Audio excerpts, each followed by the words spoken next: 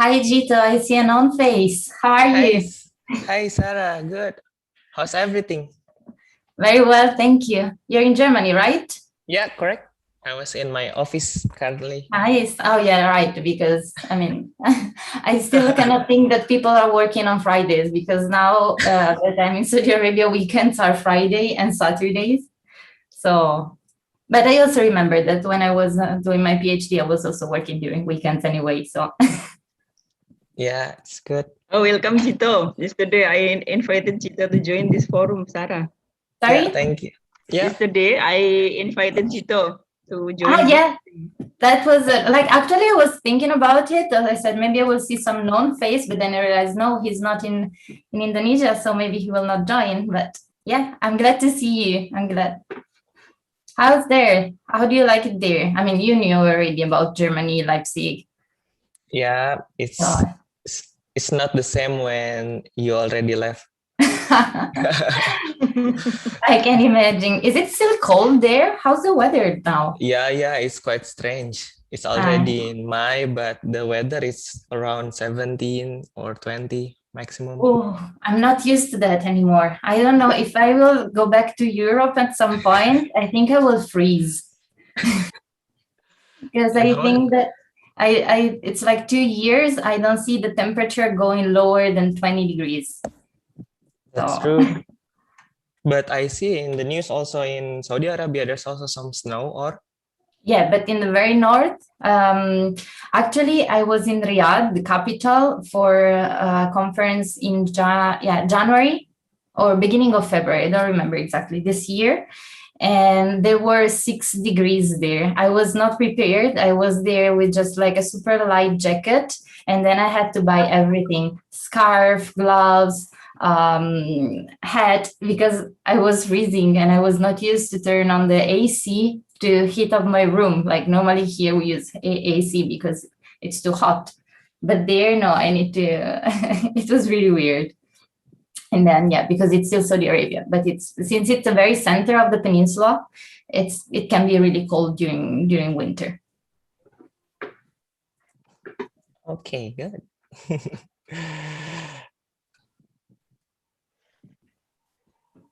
Makasih ya Bu udah di-invite. Ya, terima kasih Jito sudah bergabung. Thank you for coming, Jito ya. Yeah, I'm the one. We have a special guest. We have a special guest here.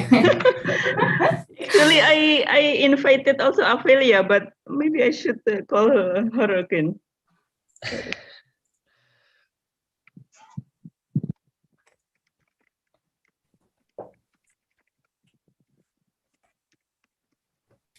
Where is Avedes? She's still there, right? I remember she's still in Indonesia because like we were in contact a few months ago. But then she is now in Jakarta, I think, with her husband. Okay, Jakarta. Got married already.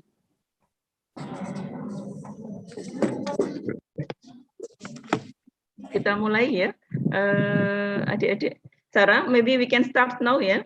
Okay, yeah, sure. That's me. Assalamualaikum warahmatullahi wabarakatuh.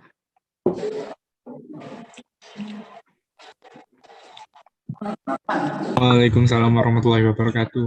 Good afternoon, yeah. Good afternoon, everybody. Good afternoon, students, yeah. And Sarah, yeah, here. Welcome to the guest lecture series in our department, chemistry department of 11 Maret University in Surakarta, Indonesia. Now the time here is 13 to 6 minutes, yeah. And in Saudi Arabia around 10. It's 9. Oh. 9 a.m. 9:05. Okay, that is 5. Yeah, not so early. It's nice. And in this occasion, we will have a guest lecturer from KAUST, yeah, from Saudi Arabia. She is Miss Sara Durini, Ph.D. Yeah? And today she will speak about how to write or how to communicate the result effectively, especially in the view of science writing. Yeah. Now I think I will read a short CV from her. Yeah, the CV I will share. Our speaker today is Sara Durini, and actually she is from Italy, and she has around 10 years experience in chemistry and material science, and she has Harvard University certificate in higher education, teaching, and KAUST certificate in scientific writing. And she is also skilled in the leading challenging project and in supporting co-workers, providing solution to scientific problems. And she has international work experience spanning 6 different countries. It's very good experience, yeah. And currently, she works as scientific editor, research communication and publication services at KAUST, Saudi Arabia. And in 2019 until 2020, yeah, in March, yeah, she did postdoctoral researcher, or she was postdoctoral researcher at KAUST, Saudi Arabia, and supervising also PhD and master students. Maybe in the future we can ask Sara to do like joint supervision with our university. Yeah. I'd love to. It's nice. And she also has experience, did postdoctoral research at Leipzig University in Germany. I think I met Sara as she was in Leipzig in 2017, yeah, with Chito and also with Ophelia. Yes, yes. Yeah, I think here is also Ozzy. I don't know if Ozzy also met Sara as Ozzy in Leipzig. I think, yes. I think I met also three other students, yeah? Yes, that were coming after Rugito and Avelia. Yeah, we were there supported by Erasmus Plus Mobility Grant, yeah? And finally the student already finished the master, and some are now doing PhD like Chito, yeah, and also Ozzy will go to will fly to Taiwan next August, yeah, to do doctoral research also. Nice. Yeah. And what else? Sara has some experience to like visiting researchers, yeah, in Finland and also in Portugal, in Russia, yeah. And Sara completed her bachelor, master, and PhD in Italy, yeah, in the University of Università dell'Insubria. It's a weird name, I know. In Como, Italy. Yeah. Maybe someday we can visit. Hopefully, we can visit. Oh yeah, it's a really beautiful city. We have a nice lake. Oh, nice. Yes. Okay. To be effectively, maybe we can start the session. And okay, I will start sharing my screen now. To Sara, yeah, to start the lecture. Please, Sara. Okay. Let me know how I can share my screen. Here, this one. Okay, do you see my presentation? Yes, nice. Okay, perfect. Okay, good afternoon, everybody, because there it's already afternoon. My name is Sara Durini, and as V3 gave this nice introduction, you know already, I'm a scientific editor here in KAUST. Before starting, I just wanted to spend a few words talking about KAUST and about the environment that we have here. So as you can see here, this is a nice picture of one of the representative monument here in KAUST, which is this one, the beacon. And this is mainly what, when I think about KAUST, basically I think about this view. There are other pictures that I like to share with you. So basically, KAUST is King Abdullah University, and is a university. It's an international campus with people from more than 100 different nationalities, and it's an international campus on the Red Sea. So this is, of course, the Red Sea, And this is basically the view that I see from my office when I go to work. So before I was doing a postdoc and I was working in a building in this area, but now I'm working from a building which is basically here. So I just wanted to share this because every time that I think about it and I see the view, I think about how blessed I am to go to work every day and to have the possibility to see this amazing view. And still, I'm working here since 2 years now, 2.5 years, and I'm still not tired of this amazing view. I still feel super blessed when I go to work. Another picture I wanted to share is this one. So these are the university buildings where there are the research groups and all the facilities of the university. There are 4 others buildings which are as big as this on this side. And this is the library. Oh, sorry. I really like this picture because I imagine that if I were a PhD student to work here in KAUST and I would have to study in this library, having this view, I'm always thinking that probably I will not get to the end of my PhD because I would be too distracted from the view. So I really appreciate that there are PhD students that are super motivated and they can go to work, to the library and manage to study besides the amazing view that can be really distracting. 2 other pictures that to me are really significant here in KAUST is these 2 other spots. So this one, it's a beautiful place. It's basically the arcade, which is in front of the big mosque that we have in the center of the campus. And I really like this place because it's always really quiet. So sometimes when I finish to work and I just need to clear my mind, I really want a place where to think, I just go there and I enjoy the view. It's also on the side of a canal. So sometimes it's also beautiful to stay there because if I'm lucky, I can also spot some sea turtles.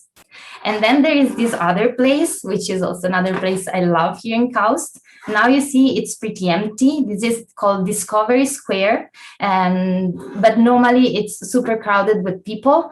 And I also like this place because sometimes when I finish work and I'm really tired, I just want to have a few chat with some friends, I know that I can go there and I will always find someone to exchange opinion and to talk with and maybe share a problem about work. So I think that basically these are the 2, let's say my 2 favorite places here in KAUST.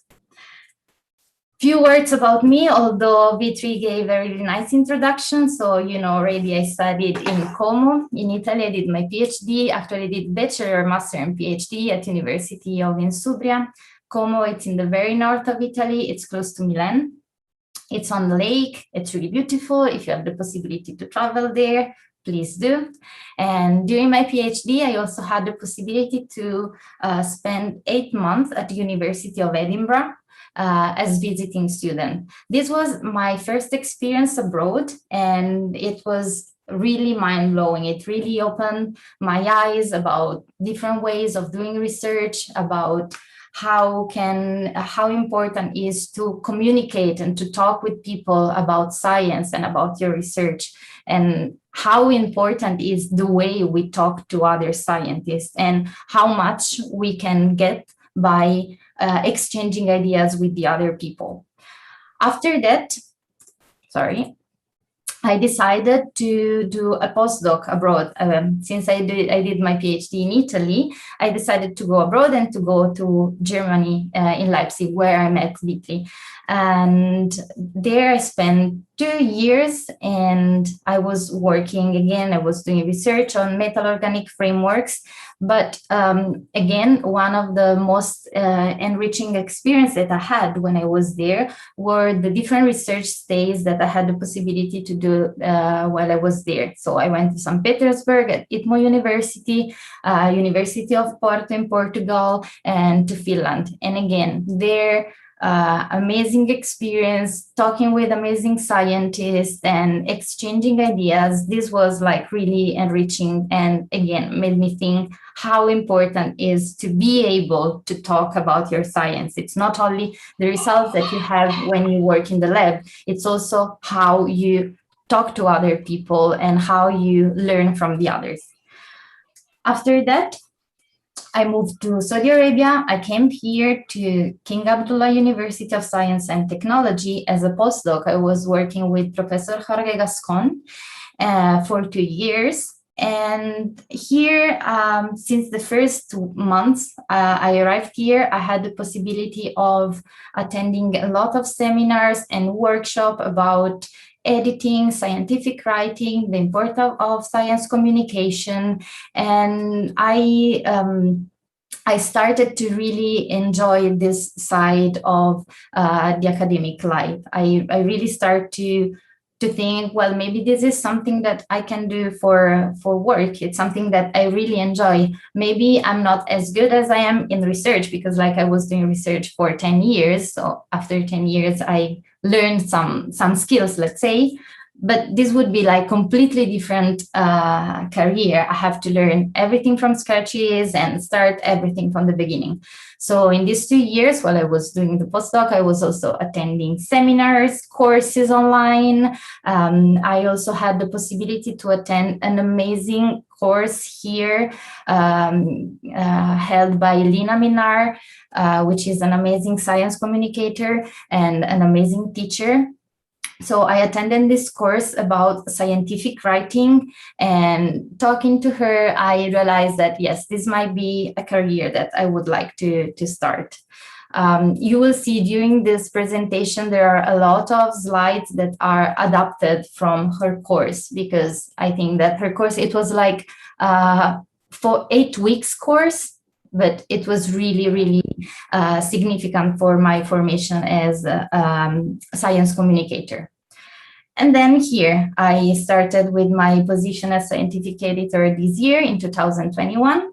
And I'm really enjoying what I'm doing. And yeah, I hope that I can share my enthusiasm about scientific writing with you as well. So let's start now. If my computer wants to work, yes. Let's dive in more with scientific writing. So let's think about what is the writing process. So writing is a process. The important thing we have to know is that not everyone can write well, but everybody can revise well. So the thing is, when we are writing something, we don't have to start thinking that we want to write the first draft perfect as we're going to have it as the final result. But we can start writing, and then we can revise step by step. So that's actually the point. The writing process, it's basically made of different steps. And especially when it comes to scientific papers, we have to include many steps in this letter. So the first step that we have to start from when we want to write a paper is our results. So we go to the lab. You go to the lab, actually, I'm not going to the lab anymore. We go to the lab, you get your results, and then you have to analyze what you have. So you gather everything, you see what you have in your hands, maybe with your PI, you share the results, and then you try to convert them in something that you can write. So after that, you have to, choose the journal you want to try to publish. These two parts are really connected because, of course, the results that you have are really connected to the journal. And how do you choose the journal? So in this case, what I would really recommend is to try to get to know as many journals as you can. I know that sometimes it can be really difficult to get access to different journals and try to, and it can be really time demanding, checking every day what every single chemistry journal published. This is impossible to do. But a thing that I was normally doing, and I'm still doing now to keep an eye on what's publishing, I use social media a lot. So if you can, I don't know if you use Twitter, I think for chemistry, Twitter probably is the best social media.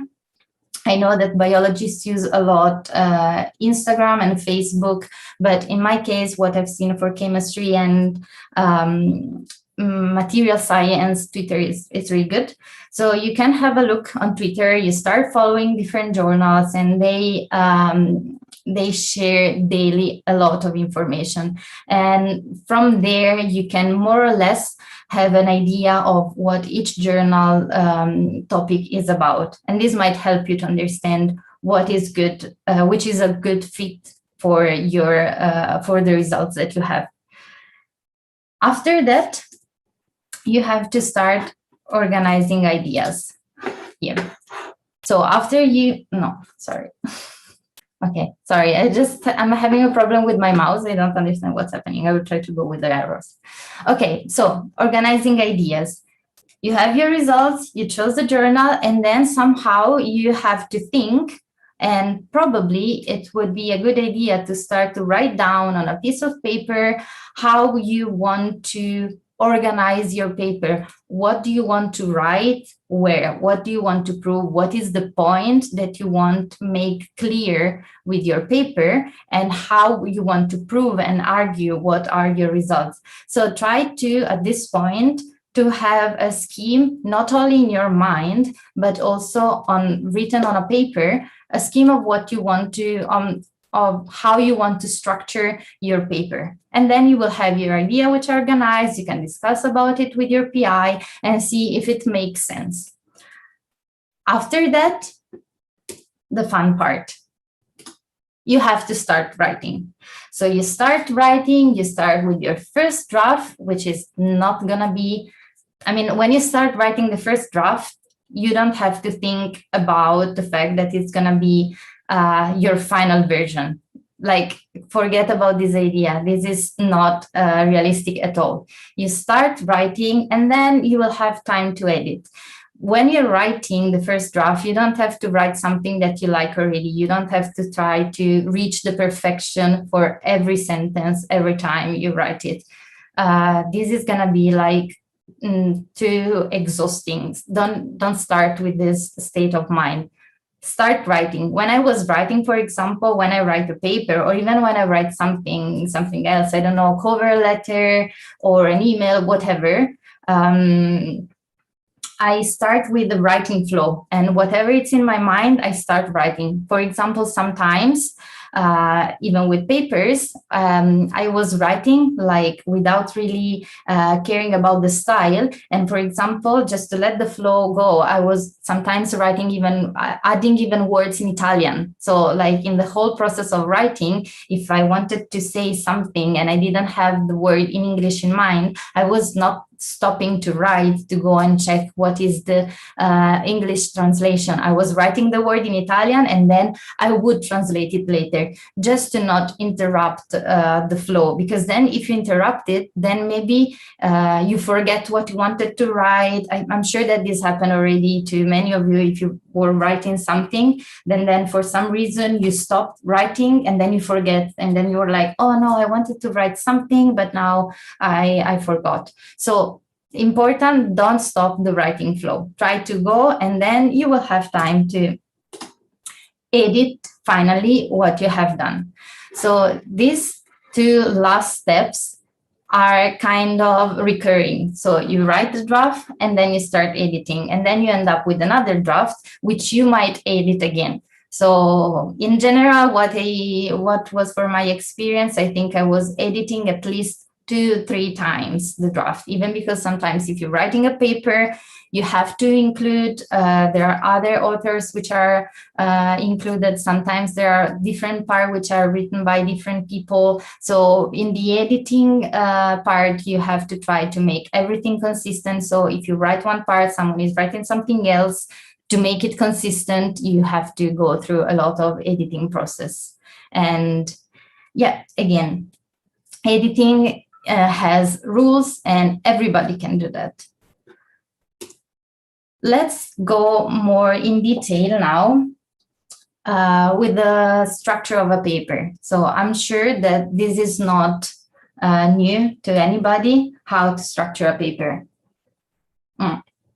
So there are this part in general, these 5 parts are really common to every full papers. So we start from the abstract, then we have the introduction, experimental section, results and discussion, and conclusion. For the results and discussion, I was really surprised to see that for many biology paper, because I'm also like dealing with biology research at the moment, they separate the part of the results and the part of the discussion. So maybe, I don't know, to me, it never happened to see this part separated for chemistry and material science papers. I don't know if maybe it happened to you, but it's also possible. And again, when you decide to the paper, the journal you want to publish in, of course, you have to see the guidelines and and adhere strictly to the guidelines that are given on the website. So let's start to understand what we need to put in each part of a paper. So in the abstract, what the answer we want to answer, the question we want to answer is, what is the aim and what are the results of your research? So abstract is, a really concise part. It doesn't have to be too long. It has to be 1 paragraph, and basically it has to be like a highlight of what you have done, and it has to engage your reader and try to make the reader interested in what you have done. Through this presentation, I think we will spend a lot of time on the abstract and on the introduction, because basically we're gonna delve into the style the writing style that we can see and we can use in the abstract and the introduction. So for later, don't be scared if you're spending too much time on abstract and introduction. We will go then a bit faster on the other 3 sections. So introduction, then again, we need to answer 1 main question. So what is the context of your research? At what challenges does your research address? So in this introduction, as you can see, it has I decided to put this funnel shape, because basically we would need to start from a general context. So we give the idea of what is the main topic we are discussing, what is the research field we are trying to explore. And then paragraph after paragraph, we have to be more focused and try to focus on the challenge that we wanted to address and explain how we managed to give a result and give a response to this challenge. After that, we have the experimental section. This is a really easy question, but as we will explore more this part, we will realize how difficult might be answer this question. So basically, you have to insert in this part what are the techniques that you have used in the experimental section. We will see it's not that easy.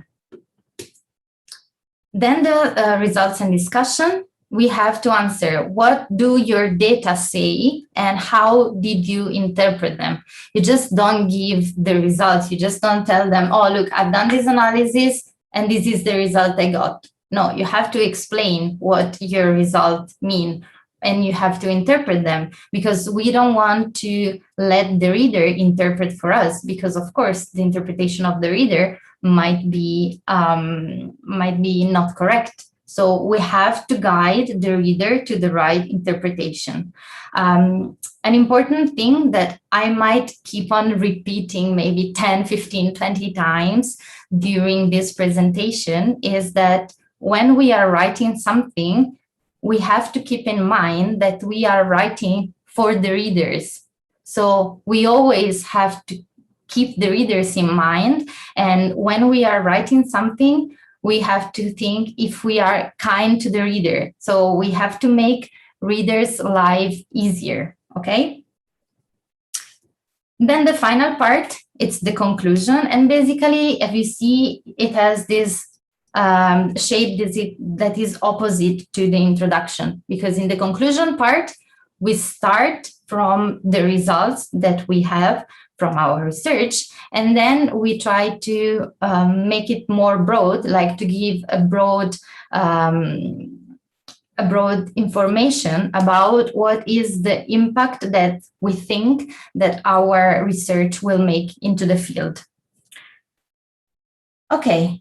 I forgot to tell you, if you have any question, just like switch on the microphone and interrupt me at any time. So I'm happy to answer whenever you want, or you can also raise your hand. I cannot see you right now from the screen, but so if I miss someone raising hand, maybe Vitri, you can tell me and stop me. I'm happy to do that. Okay. Let's start with the abstract now. So, as you can see, we need to have an engaging abstract. Why? So the abstract is the first part of our paper.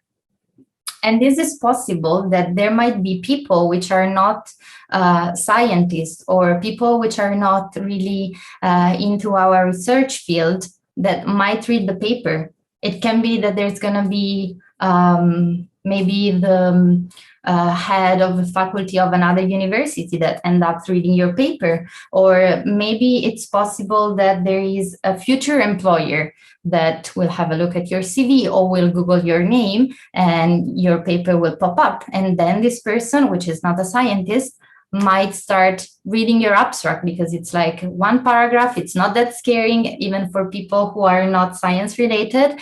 And then this person might read it. What do you want to do? If, let's say, if it's a future employer, do you want to make him or her bored? No, you want to intrigue this person. You want to engage the reader. And that's why we have to try to learn how to formulate an engaging abstract.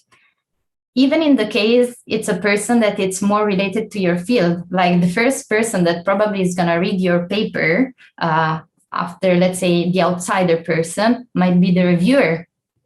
So you also want to intrigue and engage the reviewer. You want to make their life easy. You want to make them willing to read more. You don't want a reviewer that starts reading your abstract and it's like, oh, this is so boring, I cannot go on reading it. He has to, or she has to read the whole paper and give comments on that. So you want to keep the reviewer in the good state of mind for commenting your paper. So how do we create an engaging abstract? First of all, we keep everything as concise as we can. We want to give precise information and really concise information. So we try to write it in one paragraph. An abstract, it's made of one paragraph. I don't think, like, I can't recall to have seen any abstract which are more than one paragraph. Maybe it's possible that there are two, but if you don't want to go wrong, just stick with one paragraph. It's short, it's incisive and precise. You give the information that you need to give, and that's it. So, what are the information that you have to put in your abstract? So first of all, you have to create the context. Again, if a person is not in the field, or even if it's in the field, this person wants to know what is the context of your research. You just don't start telling this person what you've done. It's gonna like shock them and surprise the person. We don't want to surprise people, at least not when we're writing papers. Then after the context, you give the thesis. So what is what you have done, like the thesis that you want to expose with your research. And then you confirm your thesis. So you give the results like super quickly. You don't have to go in details. You don't have to give numbers in general in the abstract. And then you give like a small conclusion to make them understand what you have done and what's the impact that you have made with this abstract. So basically the abstract, it's a super short summary with the most important thing that you have in your paper. The style of the abstract, as I said, it has to be really, really concise. How do we do that? We create condensed sentences, and we use concrete subjects and strong verbs. We will go in details later what are concrete subjects and strong verbs. But basically, the thing is, when you're writing a sentence, you have to wonder, did I highlight who is making what? So the subject has to be the thing that is making the action, and this has to be clear. So we will go deeper in that later. When we also create a sentence, we have to try to follow this order, put a subject, verb, and object close together. Again, we will see example later where there is subject and the verb at the very end of the sentence or after 20 words. This is exhausting to read. I mean, maybe not for us when we are writing, but when there is a person who's reading and you start with the subject and then this person have to go through a whole sentence to understand what the subject is doing, it's tiring, because then people start, first of all, guessing what the subject is doing, and this is wrong because probably they guess wrong. And second, they don't focus on the information that there are between the subject and the verb, because the reader wants to know what is the action and then will forget this information. And then this person has to start reading again. And this is like not a way to engage reader. This is a way to make reader bored. And again, we don't want to do that. Again, we said concise sentences. If we stick to the subject, verb, object, we will be able to have concise sentences and the rapid flow. As far as the verb concerns, in the abstract, what I recommend is to try to use as much as you can the active voice. Try to avoid the passive voice. Just to be clear, I don't have anything against passive verbs. We can use them. I use passive verbs. They're fine. But the problem is that when I read paper or when I edit paper, I see that people, especially scientists, are using a lot passive verbs. I don't know why this started. When I was discussing with my teacher, scientific writing teacher, why there are so many people using passive verbs in science, we couldn't find an answer, but that's it. So what I'm saying is try not to use them too much. Use them, but not too much. And then you can also use different tenses. There are some journals that want abstract only in present tense. In this case, if this is the guideline of the journal, of course, you have to adhere to that. You cannot say, no, I want to use different tenses because it sounds more engaging. It's true, it's more engaging, but if this is the rule of the journal, well, stick to that. It's also possible to write an abstract only at present. So what I wanted to do is to analyze this example that we have here and see what are the different parts of this abstract. So we can start with the context. Of course, the context, as you can see here, it's at the beginning. So they, in this abstract, they say what is the topic they're gonna talking about. The Hyson-like nuclear structuring H&S protein is the global modulator of gene expression in gram-negative bacteria, blah, blah, blah, blah, blah. Then after this first context, they present the thesis. So how can we understand that this is like, there are some hints that make us understand that this is the thesis part. It's this sentence here. What do we see here that it's like a highlight for us to say, oh, this is the thesis? Because they use this part here, we present. What I also really like about this abstract is that they use the first person. They say, we present. and they use the active verb. For some reason, scientists are scared of using we. They normally, I mean, I've seen it a lot, they use the passive verb.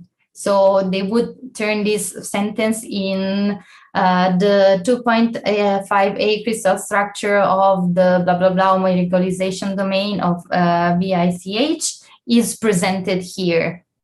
This is not good. I mean, it's clear this is a short sentence, but you are hiding the subject and you are making the flow slower. So try to use strong subjects, concrete subjects, and go for we present.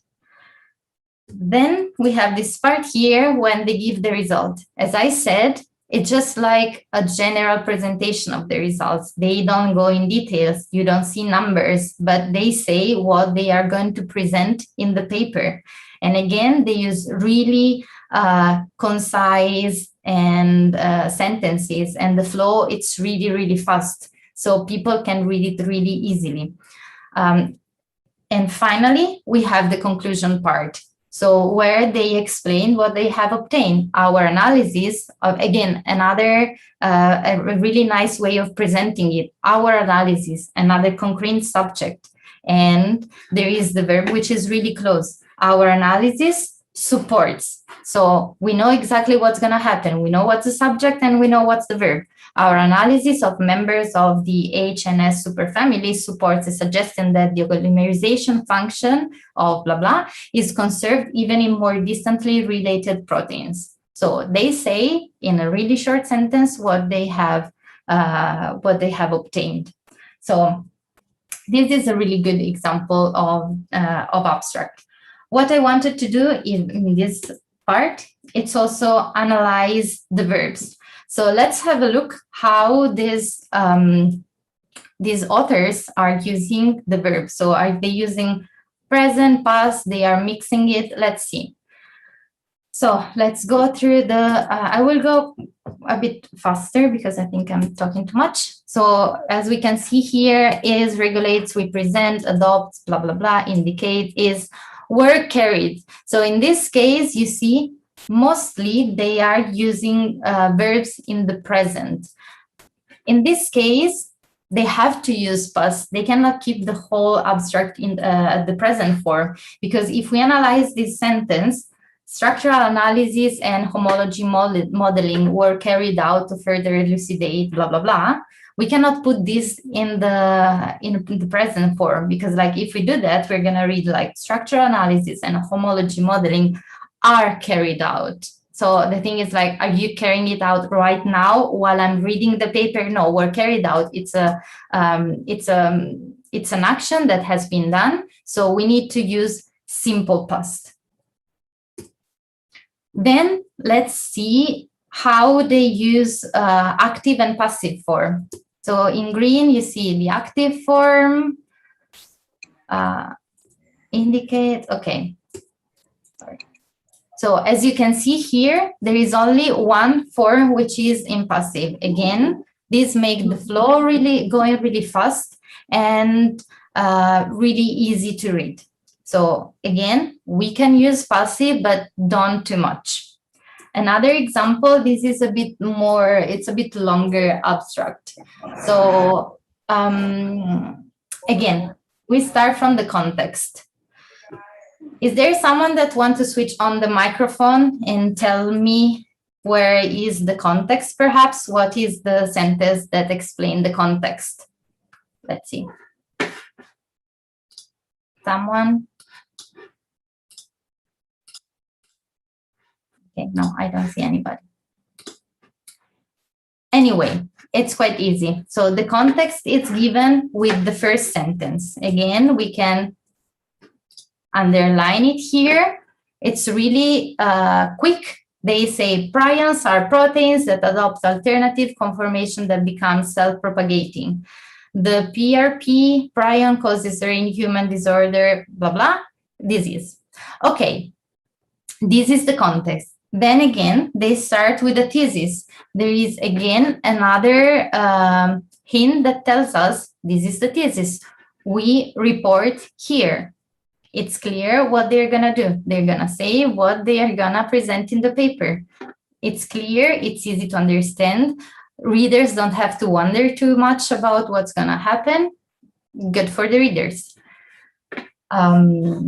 Really, again, really short. And then after the thesis, again, we have the results.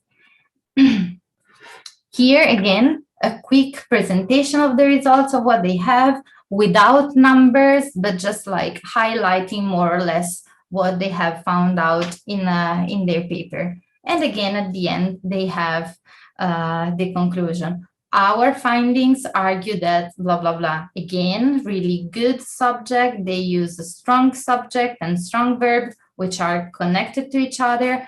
Either findings argue, so subject, verb, and then we have the object. It's really close and it's really easy to understand. Readers don't have to wonder too much. Even here, subject really close to the verb, and then we have the object. So, and again, we can analyze the verb. I will go super fast with the verbs, blah, blah, blah. So, okay, here you can see it's a bit more mixed, like the form they use, it's a bit more mixed between present and past. If you can notice, the past form is used more in the results part, because of course we are talking about experiment that has been done, and these are actions that are concluded already, and of course it makes more than sense to write them in the past. While when we talk about the context and about the thesis and sometimes about the conclusion, it makes more sense to use present form. Let's analyze active. Okay, in this case, as you can see, there are more passive verbs which are used, but again, the balance between active and passive, it's way more towards toward the active verb, and which is the good way of writing. A small highlight about the abstract and the use of verbs. There are some verbs that it's better if we use at the present. There are some verbs that it's better if we use at the past. Again, this is not 100% valid rules. Of course, we can kind of use verbs that are in this column in the past and vice versa, verbs that are in this column in the present. But if you're in doubt, stick with this. So basically, these verbs that are at the present are verbs that we use to report something. So it's a general truth. It's something that it's true in everyday life. So we demonstrate, we describe now. This paper discuss, the researcher explains. So it's something that is, it's a verb that is used for report an action. These reporting verbs, we normally use it at the present.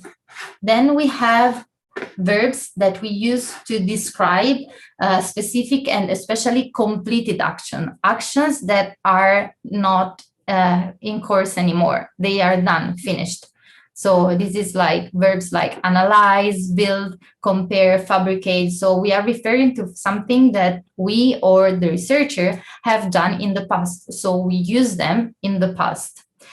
The clear example is synthesize. So when we are reporting this verb, we use it at the past. If we say we synthesize, we have to use it in the past because we cannot write in the paper, we synthesize. I mean, we're not like preparing the molecule right now when the reader is reading. We have prepared it before.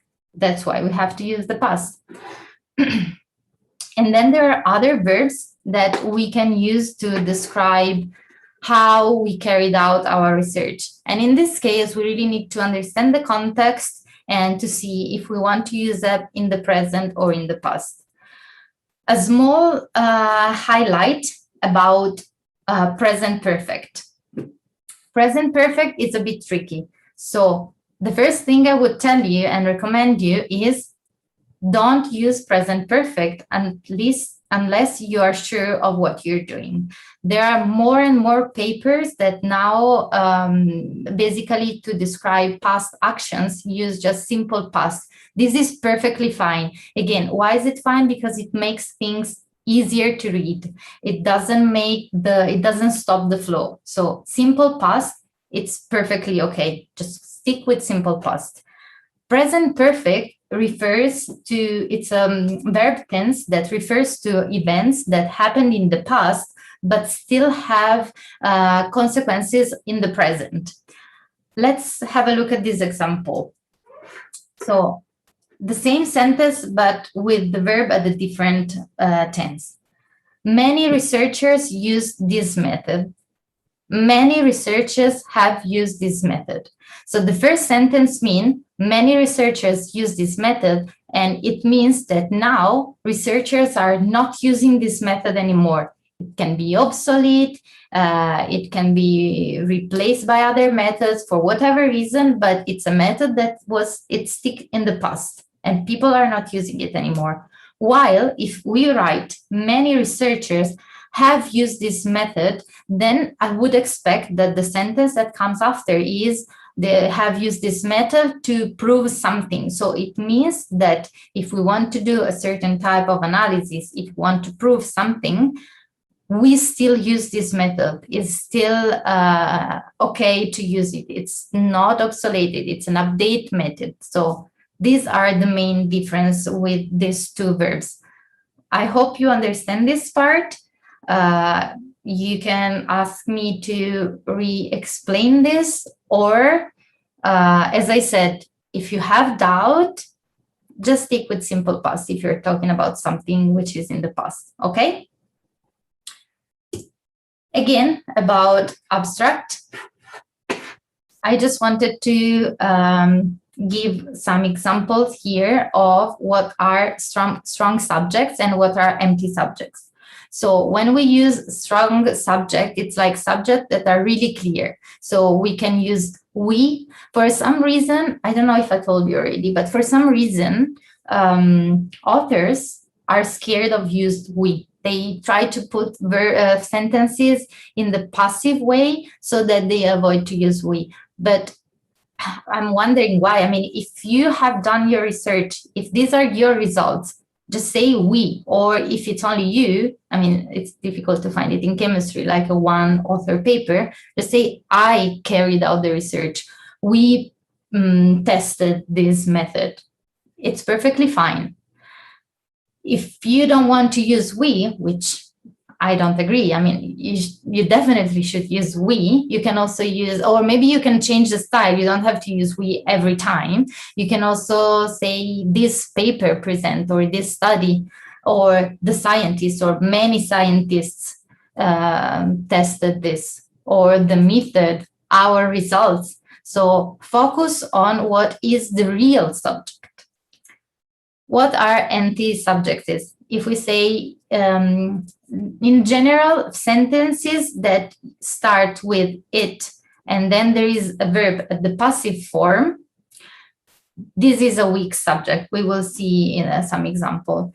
It is plus adjective plus that. This is also weak subject because basically you're not saying who's doing what. That's why it's weak, because it's a subject from the grammatical point of view, but it doesn't say who is doing the action. So the reader reads and is wondering, who is doing the action? Who are you talking about? Shall I have to guess? The readers don't want to guess. It's exhausting for them. And again, we want to be kind to the reader. We want the readers on our side. So we want to tell them, look, I will give you all the information. You just have to put the effort of reading, which is already a big effort. So that's why we have to be kind.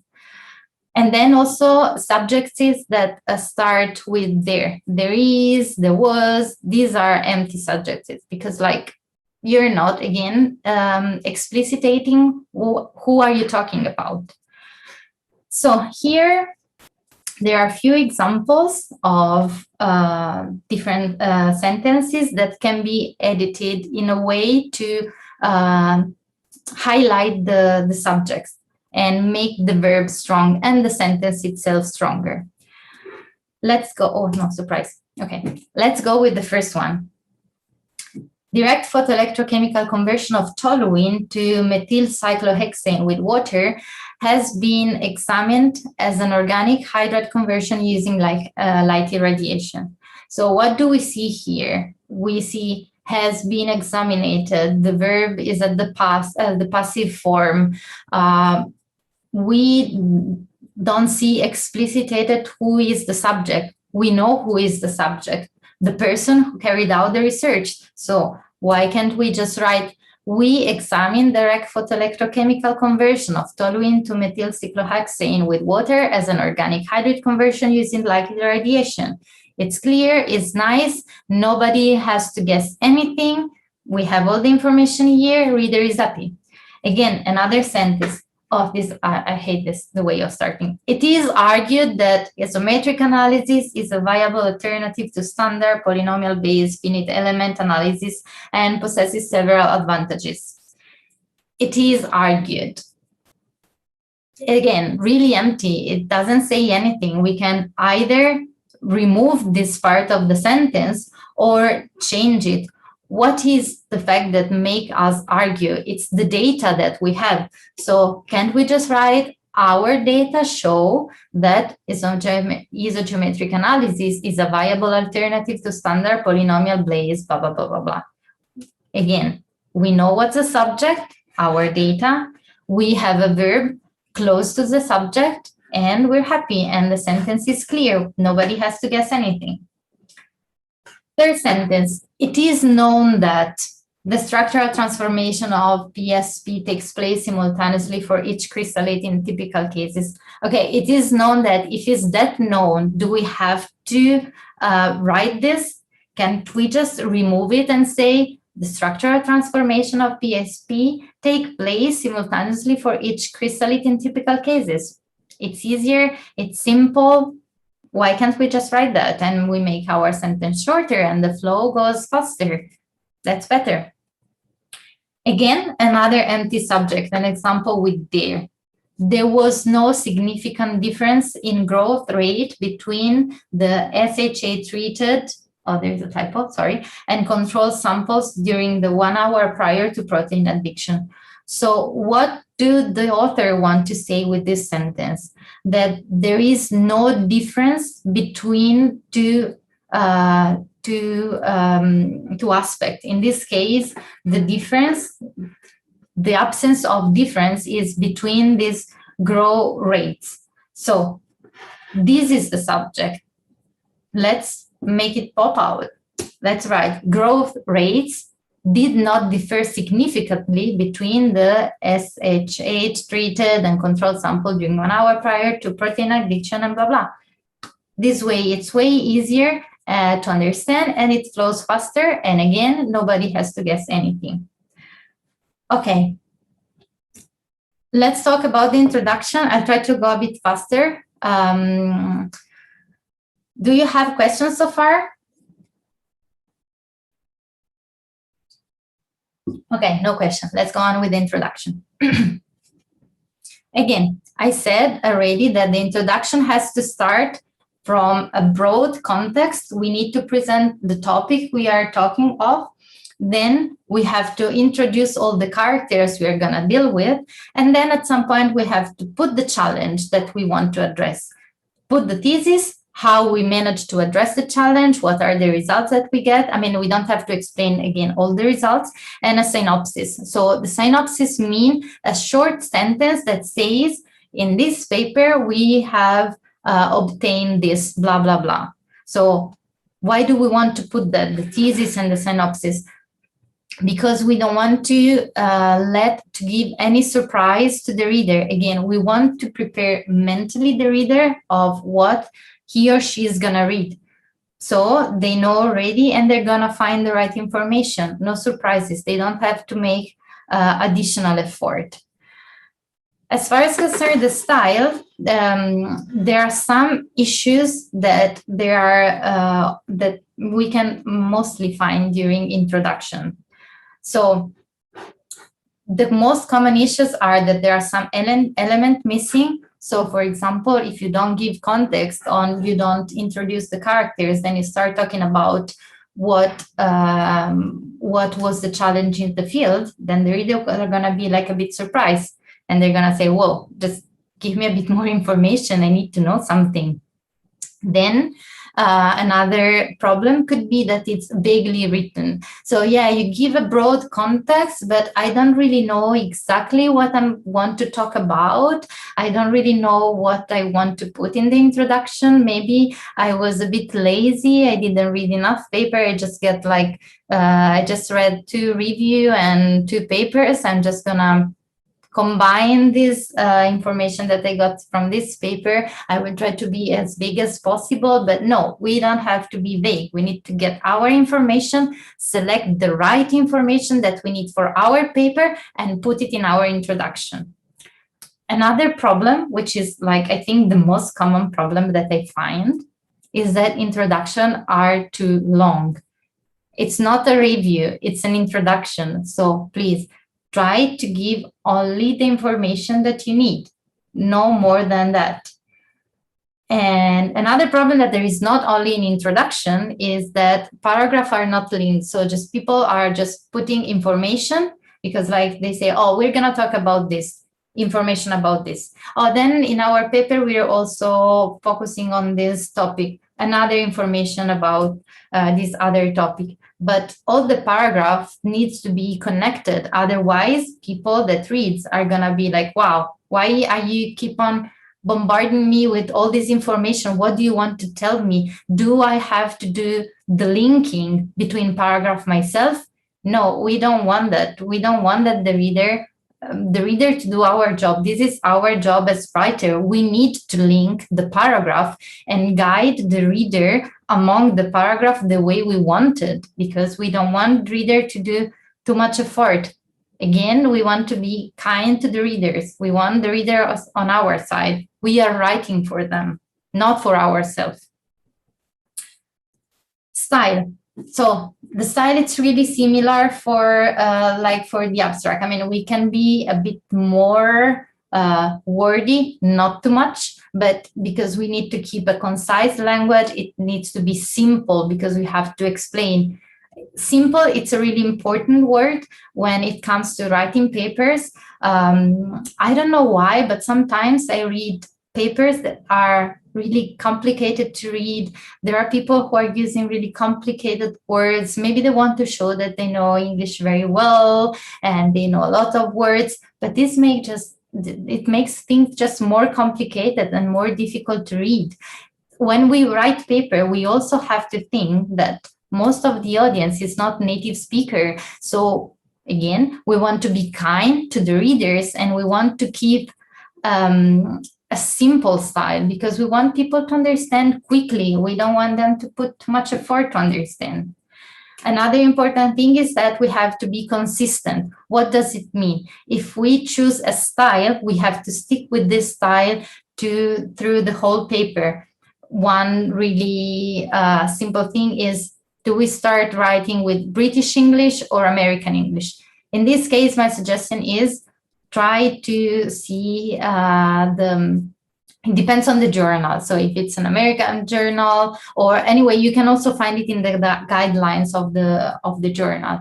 So you can stick to the guidelines, or you can decide your own. Even if you want to publish on JAX, which is an American journal, but you want to go for British English, just go for that and stick to this. What I was doing when I was writing papers at the beginning, not mainly for this for the type of English I was choosing, but for the style. For example, if I was putting comma after the introduction of a thesis, we will see about this later. I was writing a post-it and writing on the post-it the style that I was choosing. So then if I was editing my paper, then I knew exactly what was the style. So I didn't have to go up in the beginning of the paper to remind myself which style I was using. So post-it, I was writing it British English, and then if I saw something that I need to correct, then I was correcting it. Also, it's really easy if you're using Word to write. You can also set American or British English, and then it's gonna tell you, like Word is gonna tell you if you're sticking to the right style or not. Another thing in the introduction, we need to introduce keywords. So what are the important things? This is basically connected to the characters. So what is the important things that we're going to talk about during in our paper? You can start to introduce also labels or abbreviation. If you have some abbreviation, you can present it here in the introduction, and then put the abbreviation, and then you can stick to the abbreviation during the whole paper. Again, something that I said already probably 50 times, we need concrete subject and strong verbs, and they need to be connected to each other as much as we can. Active verbs mainly, let's try not to use passive. Sorry. Oh, no. Okay, let's try not to use passive and use various tenses. Present, past, simple past is okay. Don't use present perfect if you're not sure about it. Same thing that we've learned during the abstract. Then we have one paragraph, one main idea. So in our introduction, we're going to have several paragraphs. So in this case, we need to stick to one paragraph, one idea. If we see that one paragraph is too long, and if we analyze it and we see that we are putting 2 or 3 ideas, then maybe it's better to split it in different paragraphs. Okay, here there is another example of introduction. I really like this introduction because this is the introduction that Watson and Crick used when they presented the actual structure of DNA. If I will go quickly through this because I think I'm running out of time soon. Vitri, if I'm going too slow, tell me, and then I will be faster.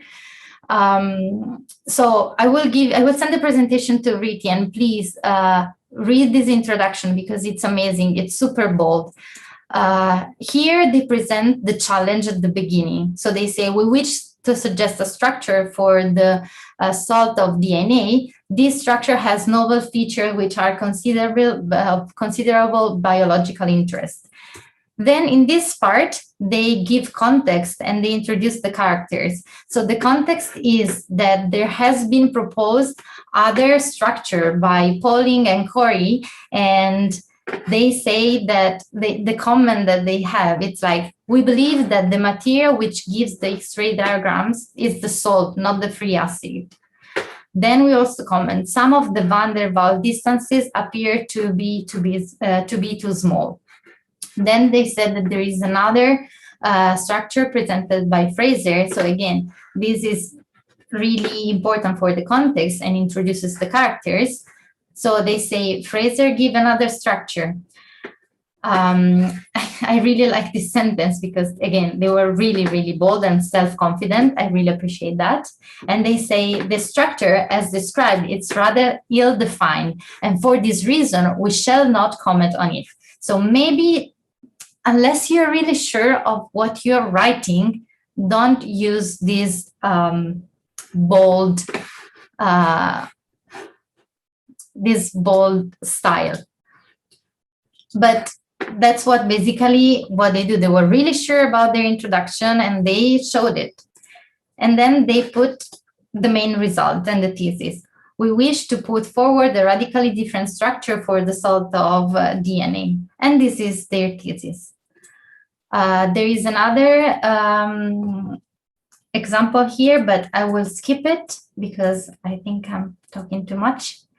And because I want to show you this. So these are 4 different examples of how present your thesis. So again, there are some hints that shows us that this is the part where we present the thesis. Here we tested. In this current study we performed. to achieve this, we work. So these are sentences, introduction sentences that you can use when you have to introduce your thesis. Why? Because then people know, they read this and they know, okay, now there is the thesis part. I want to understand what they're gonna tell us. So you can use this. Another thing that I want to point out is that, as you can see, these are different styles. So in this case, we can use here, comma, we tested, or in this case, the author, they say here we show without using comma. Same here. In this current study, we perform without comma. To achieve this, we work without comma. Here, instead, they use in this paper, comma, we report. The thing is, all these examples are fine. All are correct. The thing is that we have to decide which is our style. If we decide not to put the comma, we have to stick to this. If we decide this, and at the beginning we don't put the comma and we put it here, this I would edit and I would say it's not a correct style to write. So important thing is you decide what is your style and you stick with it, okay? Okay. About the experimental section, I wanted to do an activity with you, but I think that we don't have time. So what I wanted to do, I will tell you quickly because it is an activity that I have done during a workshop here in KAUST, which was held by two scientific editors from two Nature journal. So basically, to explain how to present an experimental session, and that's how I was asking you to take with you a piece of paper and a pen, because I wanted you to do that. Maybe we will arrange it for the next time. Maybe it's going to be like a live lecture and it's going to be also easier. So the thing is that they asked us to draw a house, a really simple one, and then we had to write the instruction to replicate the house. And then we exchanged the instruction with other people, and we have to replicate the drawing with the simple instruction that we had. And then we had to compare the drawings. So it sounds really easy, but was not. So basically, this was the house that I draw. And the thing is that I was really happy with my drawing, because I said it's really easy. It's going to be super easy to replicate. I was writing a detailed instruction, start with the rectangular, 3 centimeters by 4, triangle, and then the windows and the door. And then I put the instruction in the description.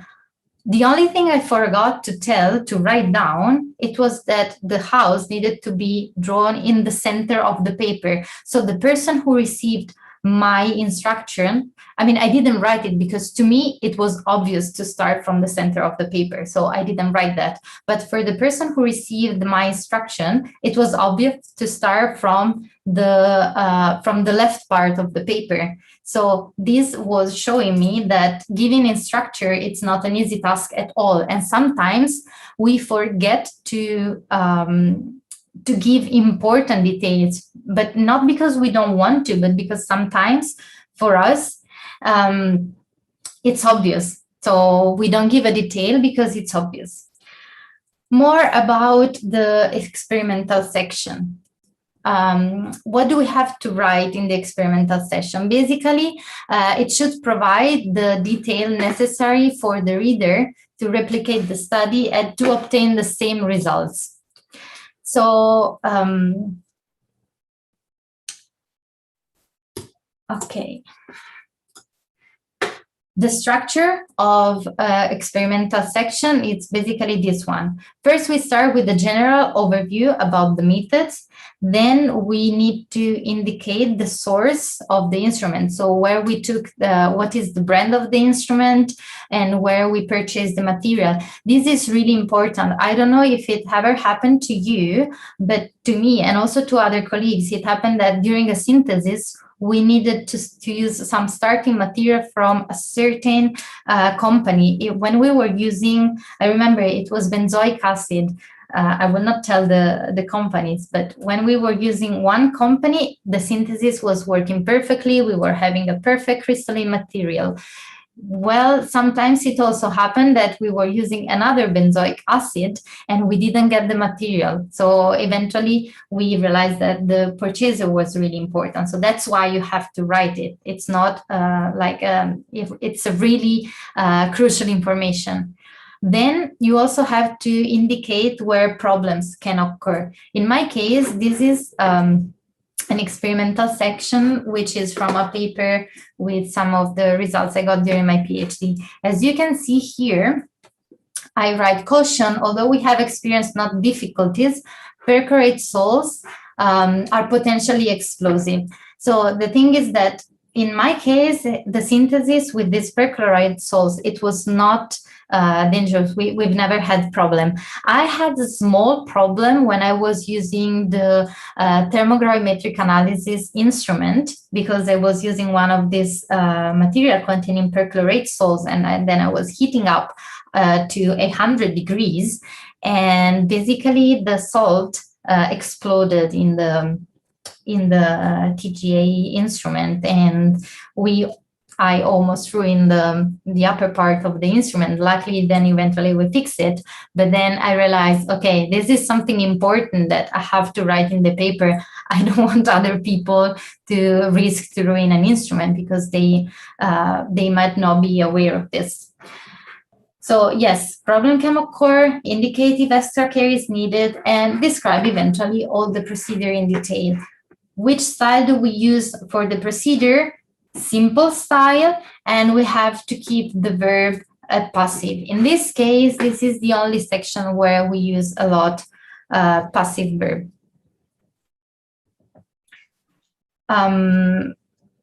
Okay. Let's go further. I'm going a bit fast, I'm sorry, but I was spending too much time on the abstract, but we're almost done. Now we go to the results and discussion section, where we have to explain what is obtained by performing the experiment and be able to offer the interpretation of the results. The structure here is present the experiment and present a way to interpret the data and convince the readers. I mean, convince doesn't mean that we have to be, we just have to explain what our results mean. So we have to give them our interpretation. And from the interpretation, they will understand what we want them to understand. If needed, and normally is needed, we also have to compare our results with what is reported in literature to make it more strong and to build stronger arguments. Then again, we need a concrete style with super strong verbs and subject. Paragraphs need to be organized and connected among each other. Active verbs, again, try not to use passive verbs, and try to be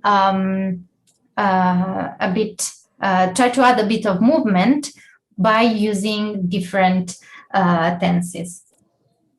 Okay, I was talking about organized paragraphs. How do we do that?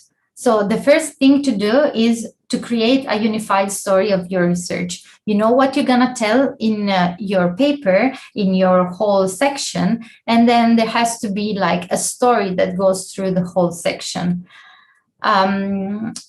Sentences in paragraphs needs to be connected to each other. If you are talking about a molecule in one sentence, then you have to refer to this molecule, if this is the center of the sentence, in the following sentence. So that's how you create connection. If you're putting one sentence beside the other, you need to be sure that these are connected, that there are references among sentences.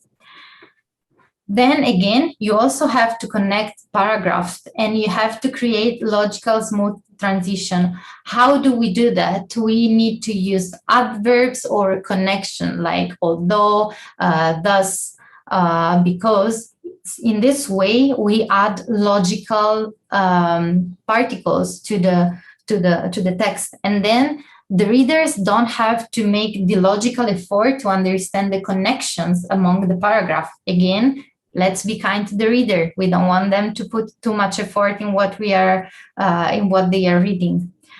Another important thing is try to start a paragraph with the topic sentence.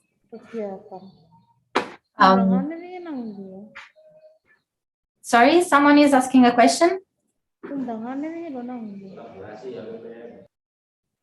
Okay, no, I don't think so.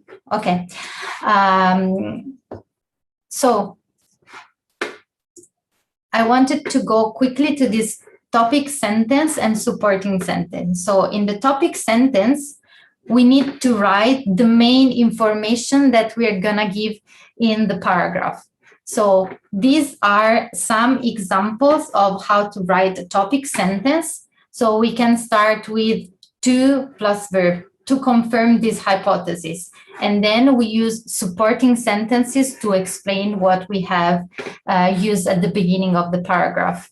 We also can use in order to plus verb, and then we add supporting sentences. Conjunction, although a number of theoretical experiments, blah, blah, blah, and then we use supporting sentences. Because it's a conjunction that people don't use a lot, but it's really easy and it's really explanatory. It makes people understand what we are talking about. We are giving an explanation. Use because even at the beginning of the sentence. When, it's also another useful conjunction. Oh, no, sorry. Or transitional verbs. However, thus, contrary, if there is a sentence that starts with however, then we know that there are two things that are in opposition. So we, as reader, we don't need to do effort to go through this. We are making the effort for the reader. Here, there are some example of topic. So this is a whole paragraph. This is a topic sentence. We constructed blah, blah, blah, logic gates by modular design. And these are all supporting sentences. And as you can see, there are all this connection that make the logic go smooth among the whole paragraph. Again, here, the same thing. It's from the same paper. So topic sentence at the beginning, we know what you're going to talk about in this paragraph, and then we make the logical connection. We write the logical connection so the reader doesn't have to do that. And again, even in this part, topic sentence, logical connection. Finally, we are arriving to the conclusion. So what do we want to do with the conclusion?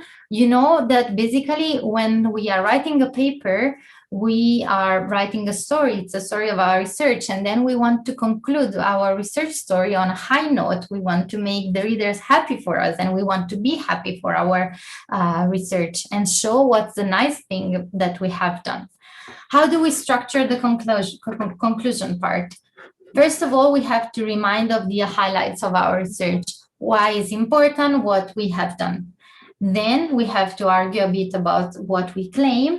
And if needed, we describe the limitation that we find out. If possible, we also add this part, contribution that we are gonna give to the field and eventual future developments. The structure we write has to be direct and really specific, like the abstract, basically. And the style, it's always the same. Concrete subject and strong verb. I'm sure that you're sick of seeing this part.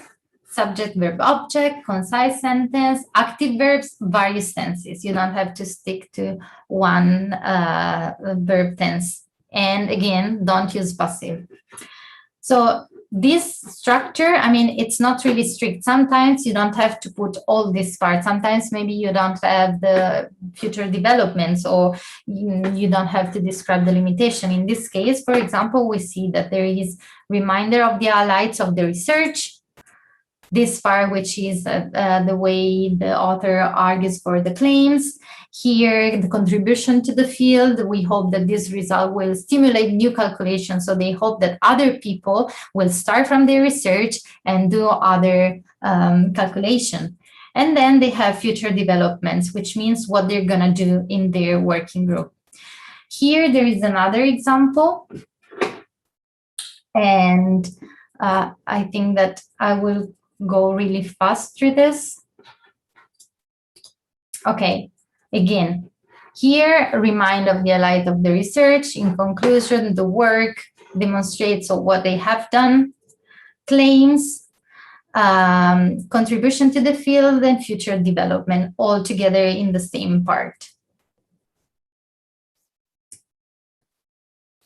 Okay, oh, I put another example, but okay, let's skip through. I've finished now with the whole part of the papers. I see that there are some comments in the chat. Is there any question for me? Okay. Maybe you finish first, and then we can continue with the question and discussion. Sara. Okay, yeah, Vitri, I'm just worried that I'm running out of time, so I don't want to take time. Don't worry. Okay. Yes. Okay, there are two sections that I want to go through. It's basically some tips and the manuscript checklist. So I hope it's gonna be really quick. I just need a sip of water. Okay. When you're writing your manuscript, there are some tips that you can keep in mind. Again, as I've said many times, write with the reader in mind. So you don't want to create, to give surprise to the reader. You want to prepare the reader to what he's gonna read. You don't want the reader to make too much effort. So you want to provide context, create expectation, means anticipate what the reader is gonna read in the paper. So prepare him or her. We don't want the readers to interpret what our results. We want to guide them to the right interpretation. Also, we need to place the information where the reader expect to find it. This is really important about tables and illustration. There could be like a whole lecture about how to prepare tables or illustration. Tables seems really easy, but even the way you put in column and the different data can really influence the attitude that reader have when they are looking at your tables. Another thing that you have to do, so basically these tips, you can keep them in mind when you are checking your manuscript. You can wonder yourself, am I keeping the verb close to the subject, and see if this is something that you have in your sentences in each paragraph. Why do we want to do that? Again, for the reader, because readers focus the attention on the arrival of the verb. And if you start a paragraph, a sentence, and there is the subject, and then the verb is far away, the reader will not focus on what's in between the subject and the verb. And then the reader will miss this information. So it will have to go back and read it again. And it's annoying when you have to read things more than once. So we don't want to do that. There is a nice example here where I can explain better what I mean. So if we see here, this is the subject, the smallest of the blah, blah, blah. The verb is here. So there are 24 words between the subject and the verb. This is really mean. Why someone would do that? Because it's like the reader will completely ignore all the part that it's here to see what is the verb. And then once the reader reads the sentence, the reader has to go back to the beginning to re-understand what's happening here. This is not a way to be kind to the reader. And if we go forward, we see that the authors are doing the same thing again. Significance, it's the subject.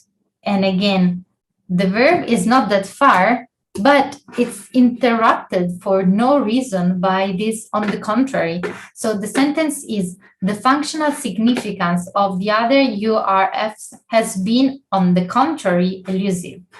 Why don't put just this on the contrary at the beginning? We can put this here. On the contrary, the functional significance of the other URFs has been elusive.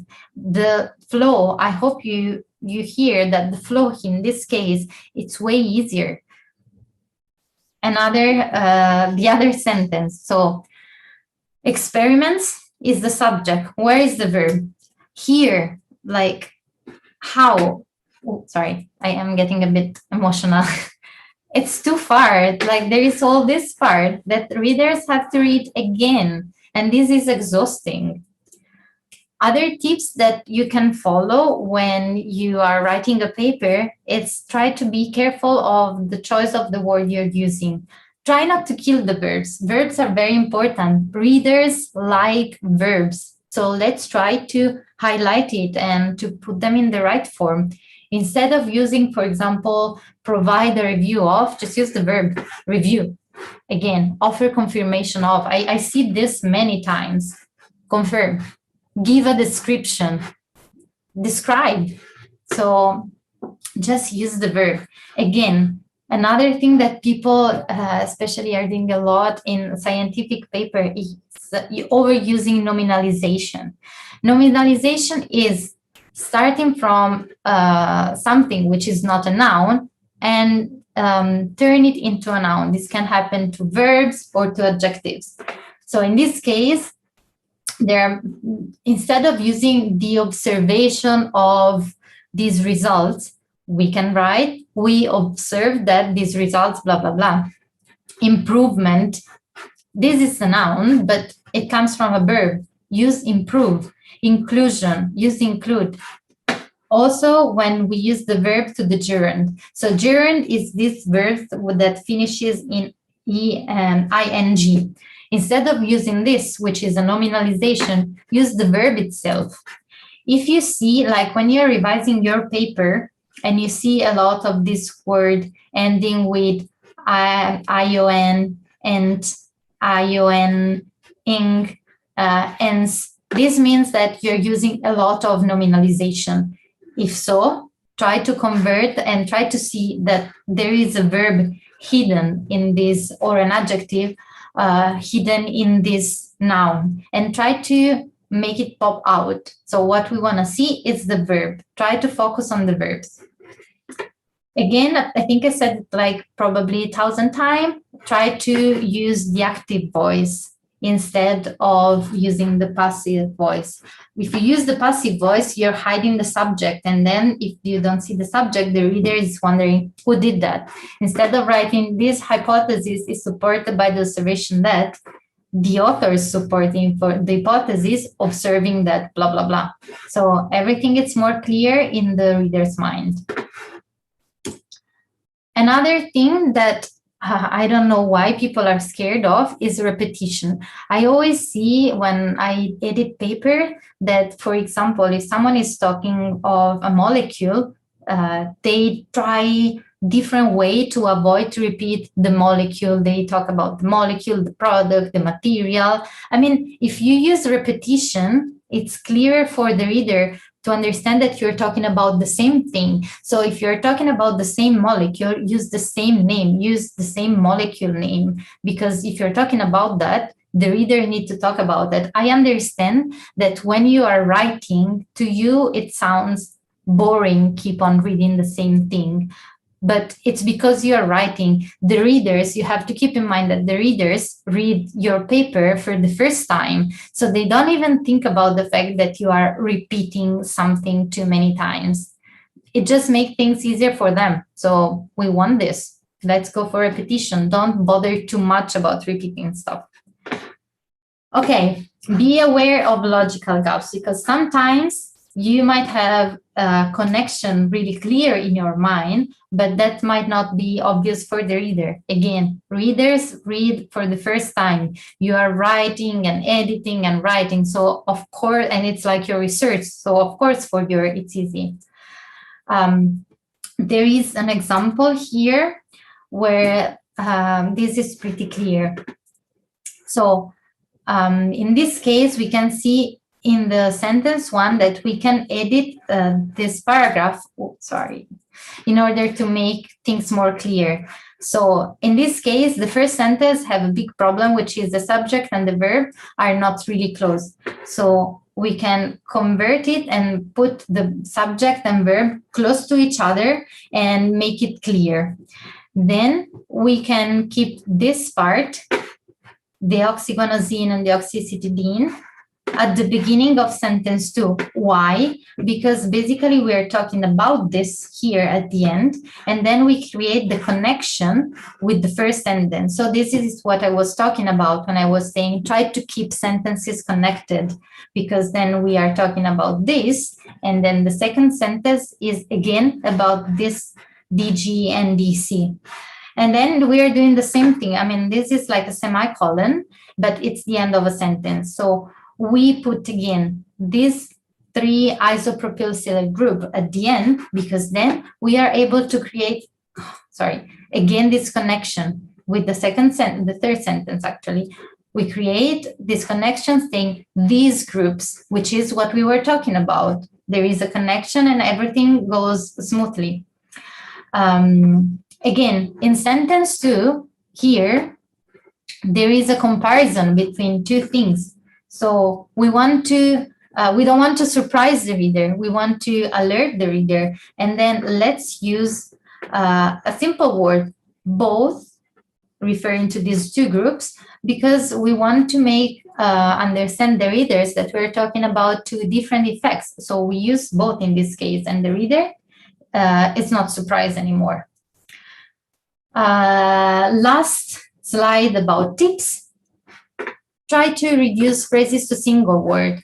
Again, these are mostly verbs.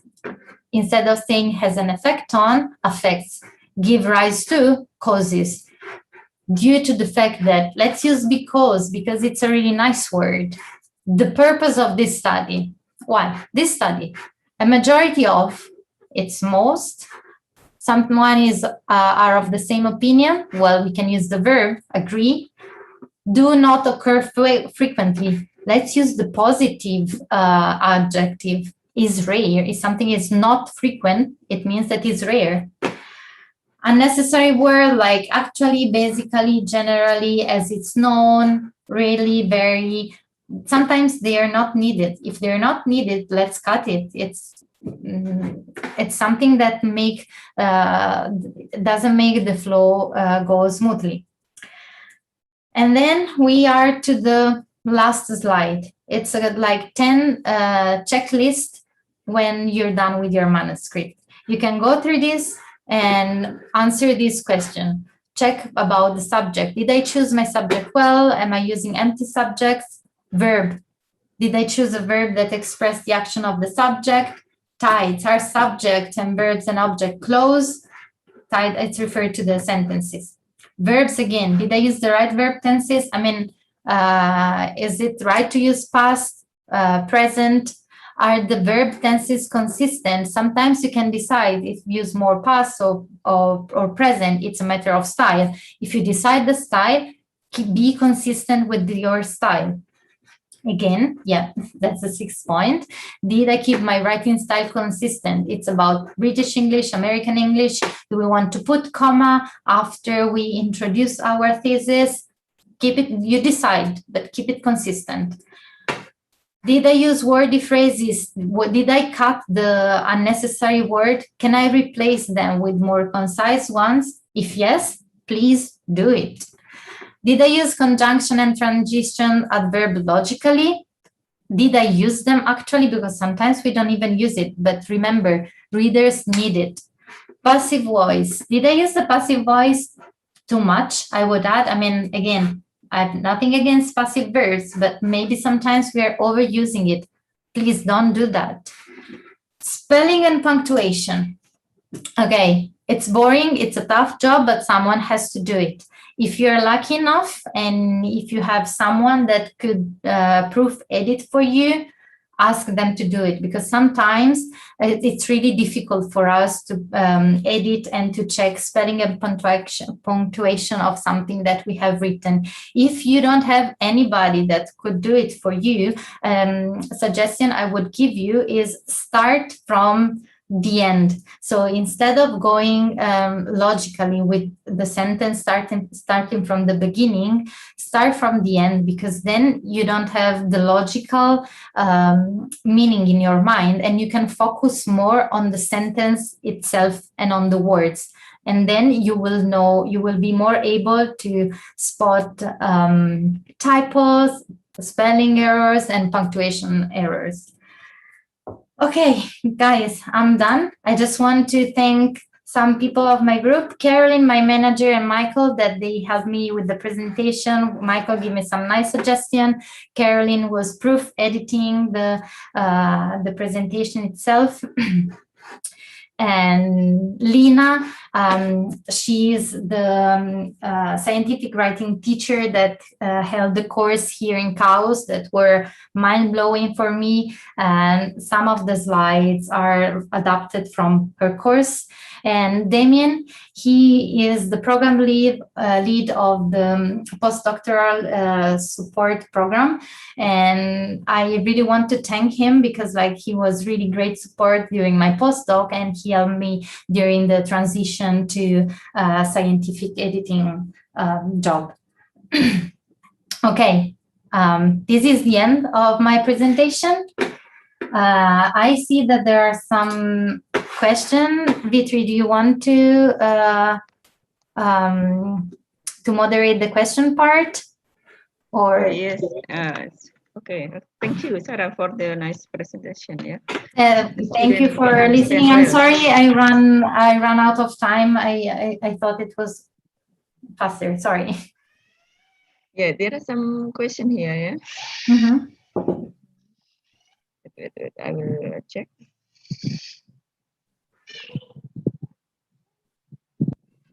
This is one question from Winda. Yeah. She said that she has problem with writing, especially with paraphrasing.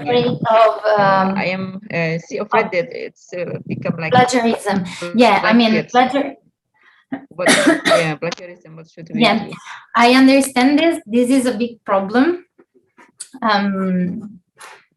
The thing is that what I suggest you is not to rephrase other people's paragraphs. It's try to write your own paragraph. This is the best thing to do. Sentences. Yes, try to write your own sentences. What I was doing, especially at the beginning, because also I'm not a native speaker in English, I'm Italian, and I also had the same problem. So I understand perfectly this question. What I was doing is try to, instead of focusing on one paper or one paragraph to rephrase, I was trying to read more paragraph about the same topic, more paper about the same topic, in order to get more vocabulary and being able to formulate my own paragraph.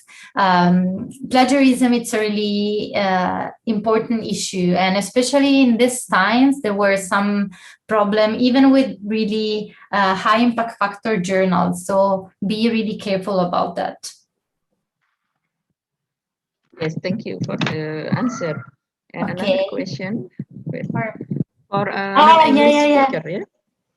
Sorry, I was reading your question, V3, and it's really, for many people, mostly it's start writing. That's true. Do you have any tips in general? Okay. Yes. I love this question. I don't know if it's like a really dumb suggestion, but it's also, I think it's for most people, the problem is to start writing. It's true.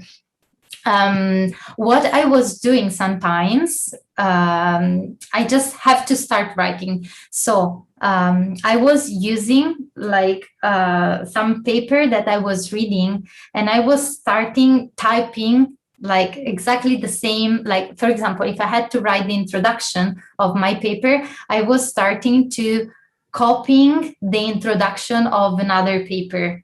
So my hands were start writing and my mind was going in the writing mood.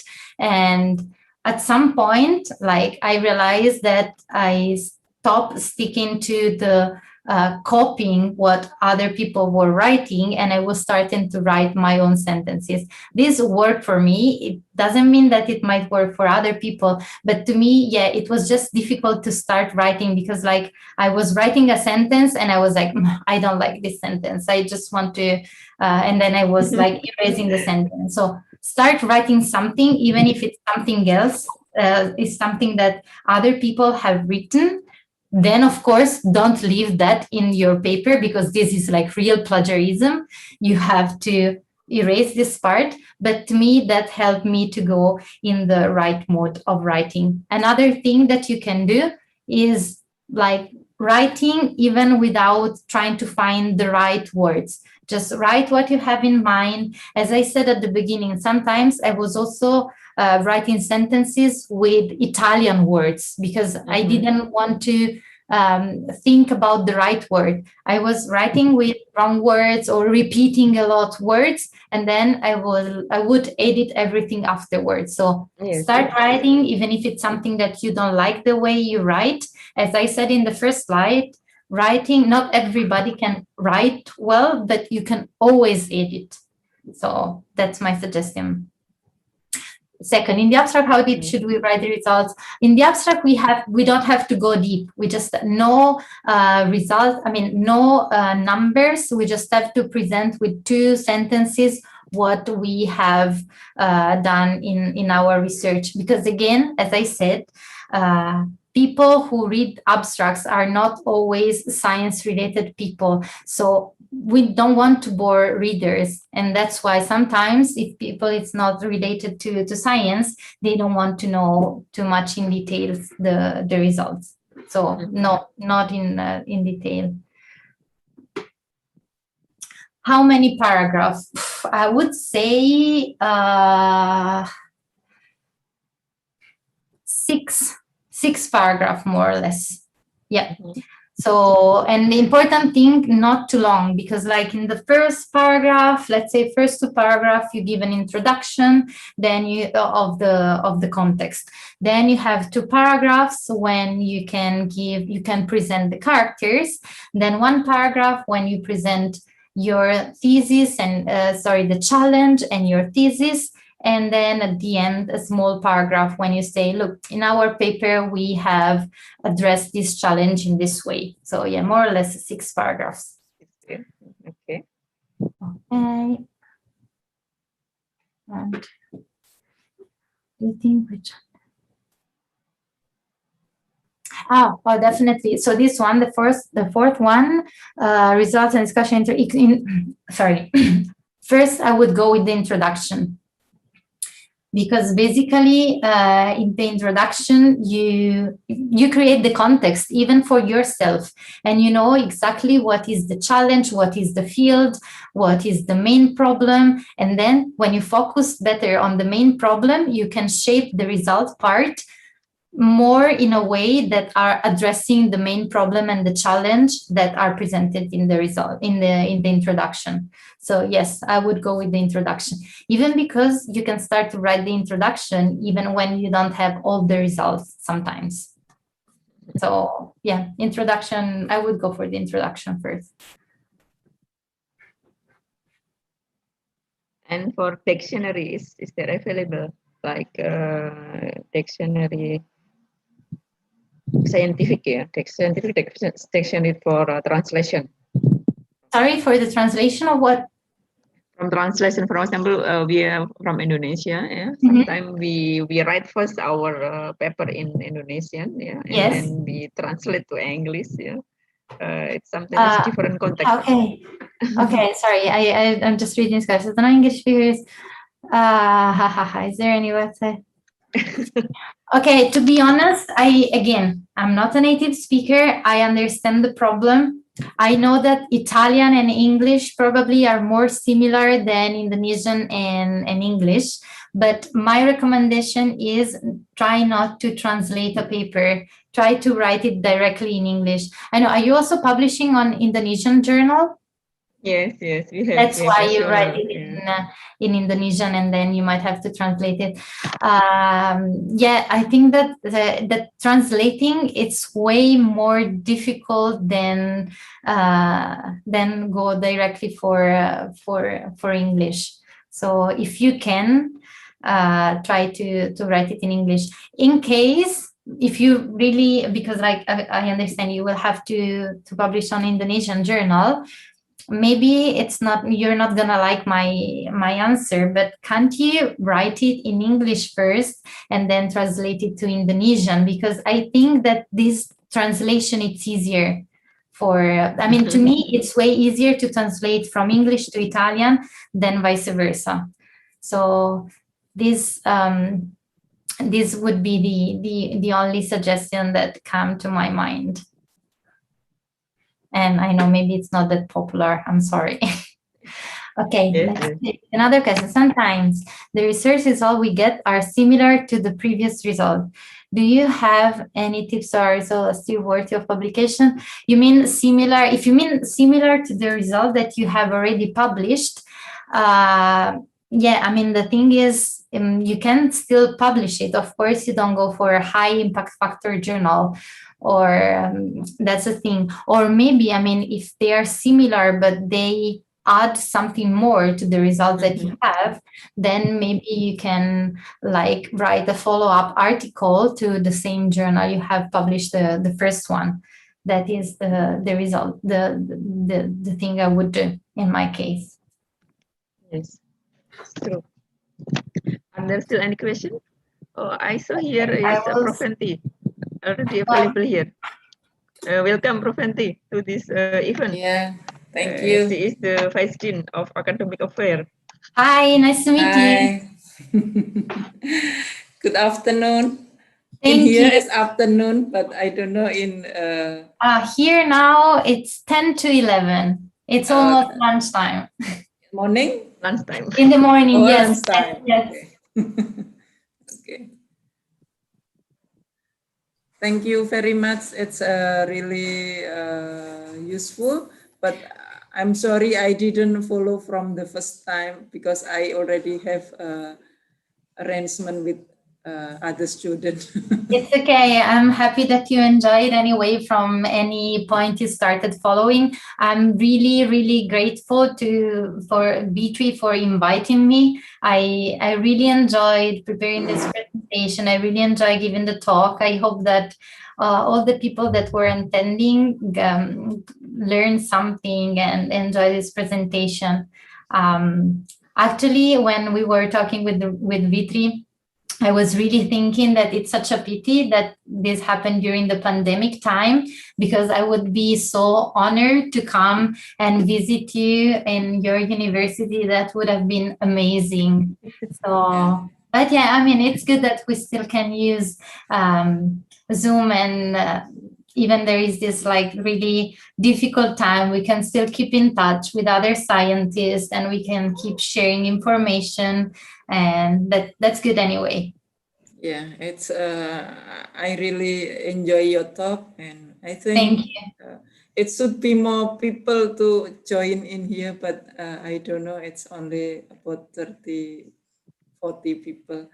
It's okay. I mean, I think it's quite a lot anyway. And in case, I mean, we can also arrange for other talks, because I also understand while I was preparing this talk, I was trying to put too many information. I had to cut so many stuff, and it would be interesting to develop more some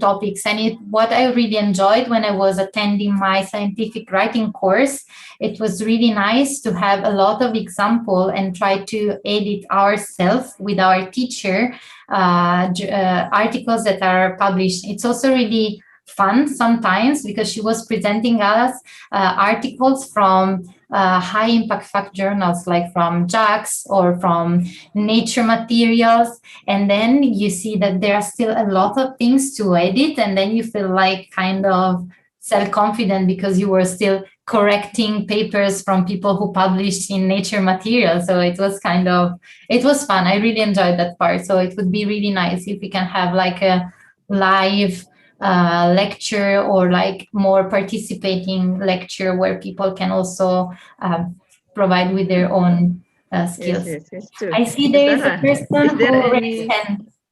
Is there one question from the audience with the right hand? Ozzy, please Ozzy, maybe you can now ask about what kind of question you will ask. Okay. Hi, Sara. Thank Hi. you. Yeah, but it's very Open your nice. camera, Ozzy. Okay, yeah. Now I'm in lab. It's nice to having you here and welcome. Thank I you. hope that I want to welcoming you to the solo, but now we have a webinar, but it's very nice to learn a lot from you. And I learned about this missing part, from what I do in writing a papers. It's about maybe you are too faster in explaining about the introductions. So I just focus to the introductions. We know that in introduction, we have to explain about a research gap to show our novelty in our research. This is the problem that maybe almost researchers, it's very hard to explain how to formulate the research gap and how to show the editor that our work is novel and it's worth to publish. So do you have any tips maybe to formulate a research gap so the editor will not reject our paper in the first time of the submission? Thank you. No, you are very, very right. This is one of the most difficult part, especially because sometimes that's also why I was saying during in the introduction, we don't need to be vague. So in this part, we need to focus and be really clear. Like the only suggestion that I have is be clear and try to write what is the challenge that you want to address in your paper. So you say, in our paper, we wanted to address this blah, blah, blah. So the secret, which is not only in the introduction and not only in this part, is being really clear and direct. It's not a problem being direct. If you remember, I don't know, I showed you the introduction of the paper where Watson and Crick were presenting their structure of the DNA. This is like an extreme because they were really sure, and the way they were presenting the introduction was really, really bold. Like they were sure of the result they had. So you don't have maybe to go to that level of self-confidence, but if you know what is the challenge you are addressing, and this is what your results prove, then state it clearly in your introduction. So just try to be clear and precise. Okay, thank you. And I see that there is a question in the chat. No, Ozzy has one question, so sorry. Yes, Ozzy. Yeah. I thought he was in Leipzig also, yeah, Sara. Did you meet him?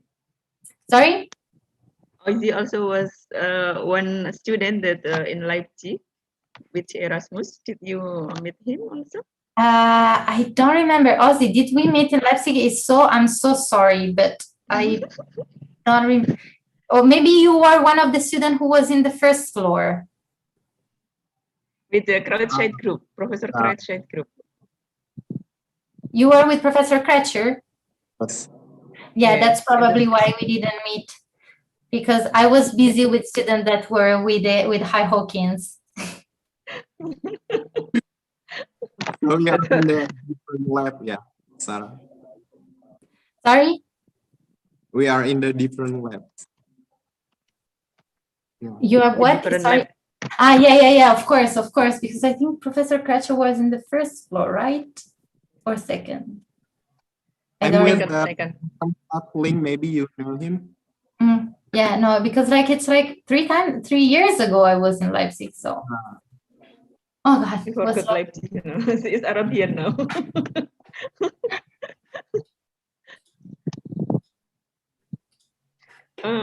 Are there any questions from the audience? I don't see other. Students are very quiet here.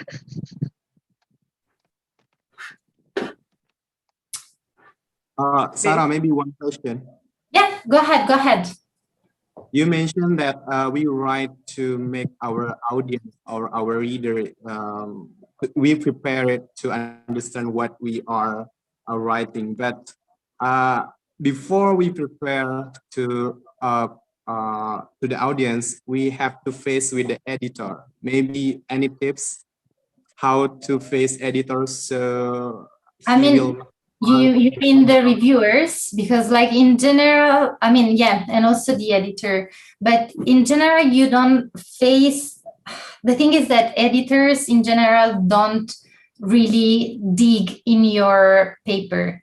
So, which sometimes this might be a problem, because sometimes I think editors should should contribute a bit more about paper reviewing. Like, for example, in nature journals, I know that editors there control better what's the material in the paper, while in other publications, they just like forward it directly to the reviewers.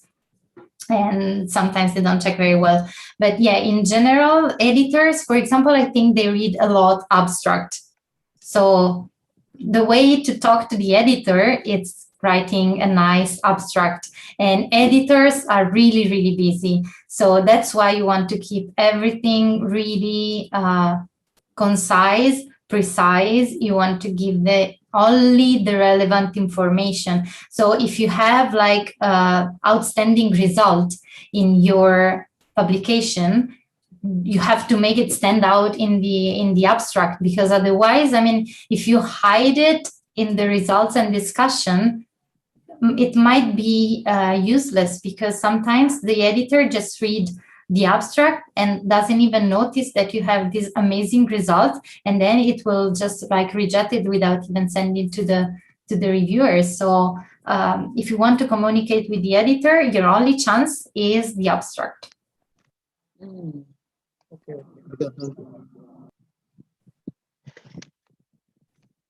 Thank you, Sara. You're welcome.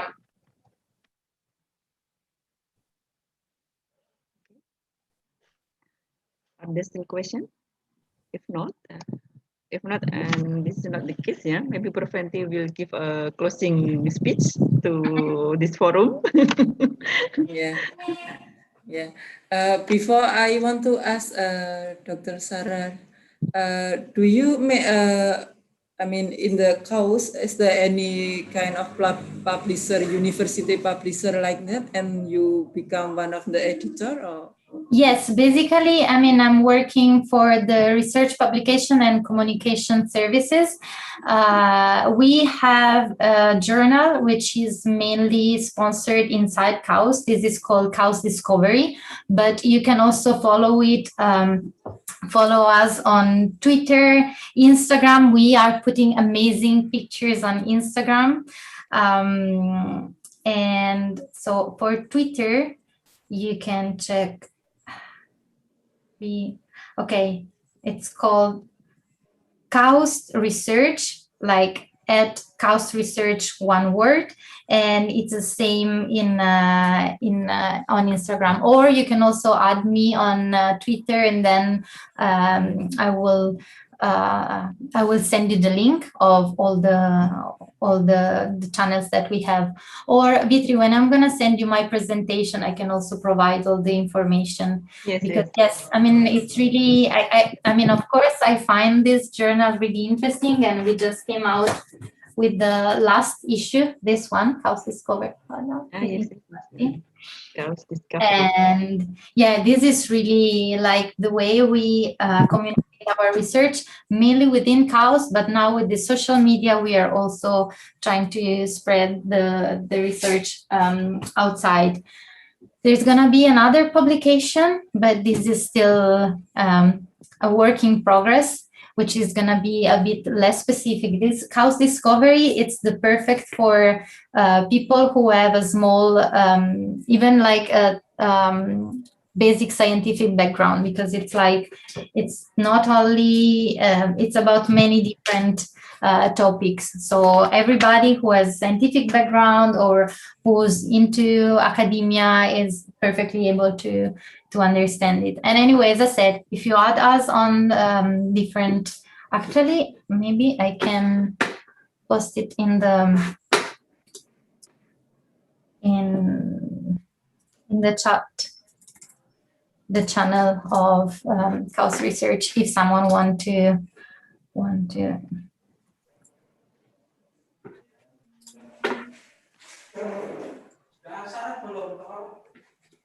Sudah.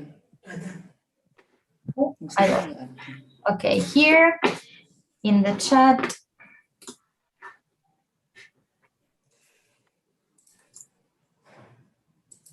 Okay, if you check in the chat, you can see the channel of KAUST Research, and then you can keep updated on what's happening here at KAUST.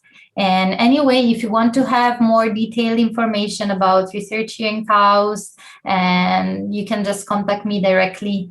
V3 has my email, but I can also type it here because I think I forget it too.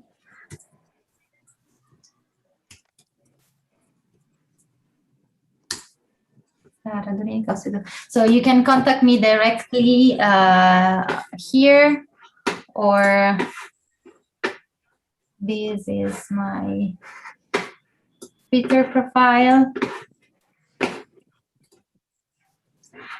You might not recognize me because I have long hair there.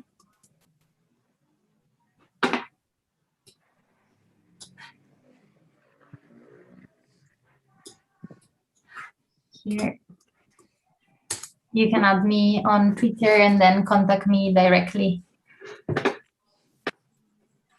If you have quick question, then with Twitter, it's gonna be way faster.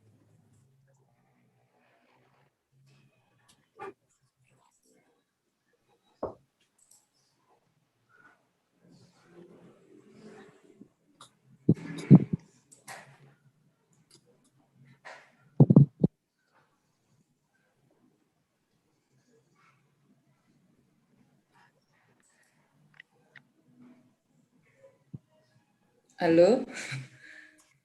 Yep, I'm still here. Yes, thank you, Sara.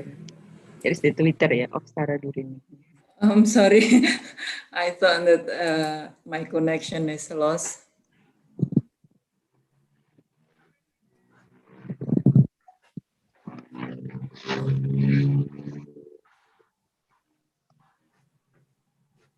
Halo, Bu Witri?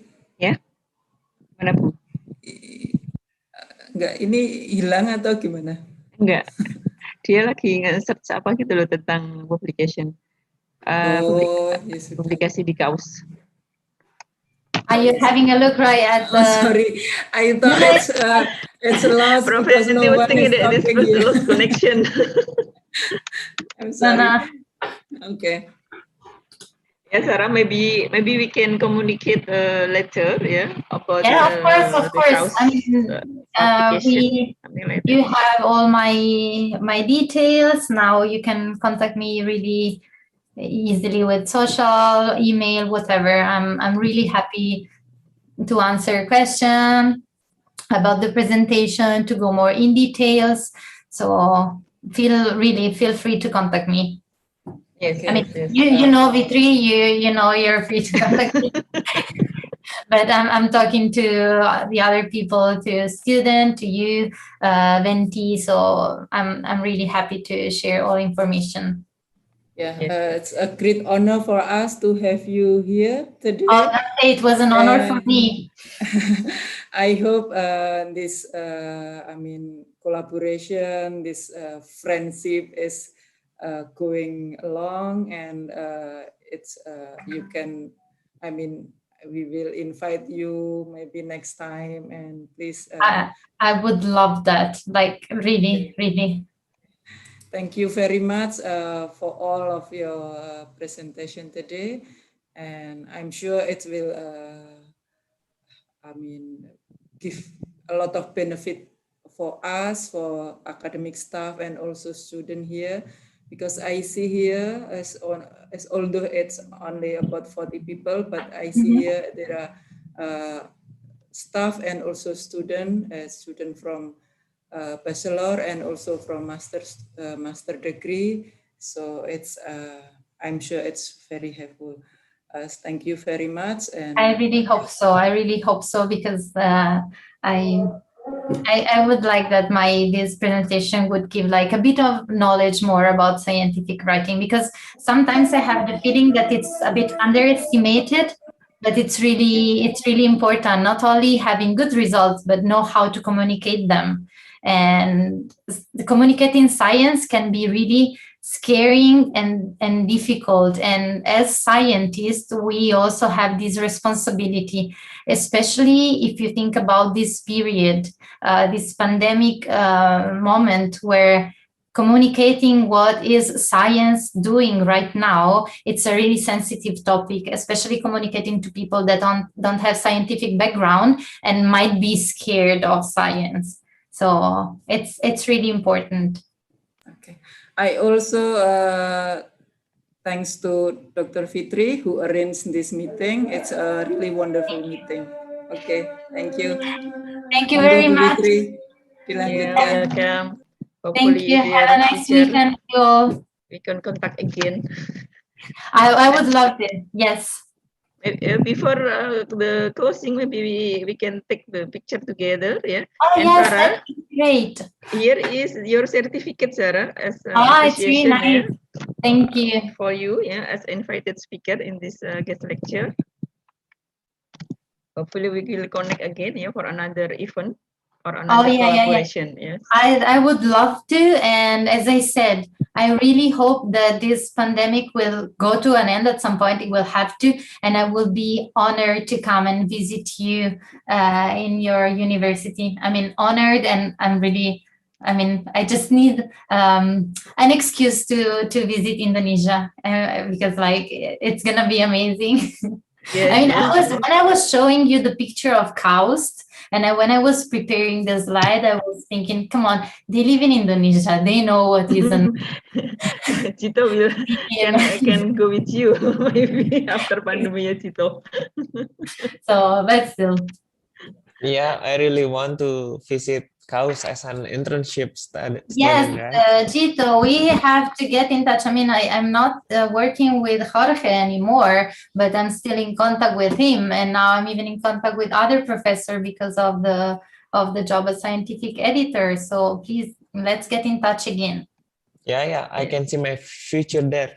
And also, actually, that reminds me that now finally we are accepting again visiting students, because we were not doing that because of the pandemic, but now it's still possible. I see that there are many new students arriving in campus.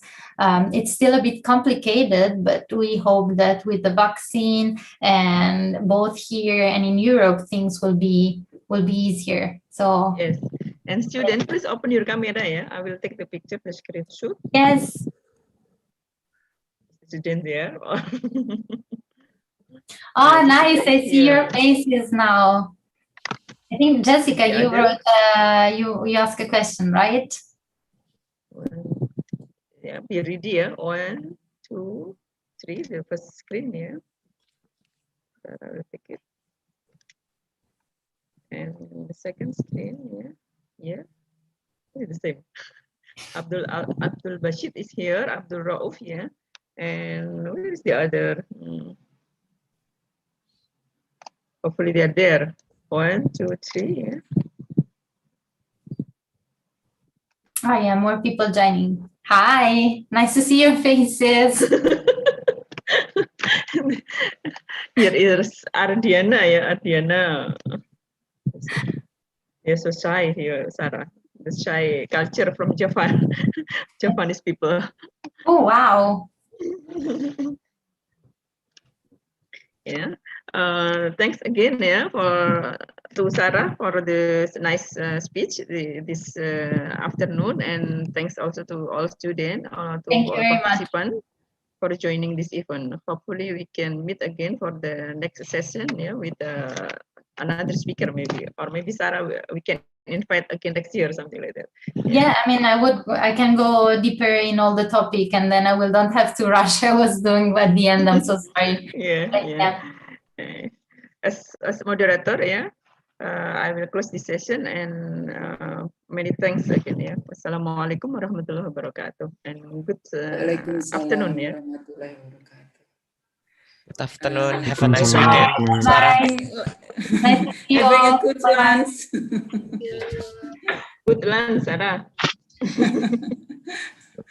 Thank you. Bye-bye. Okay. Bye. Bye. Bye.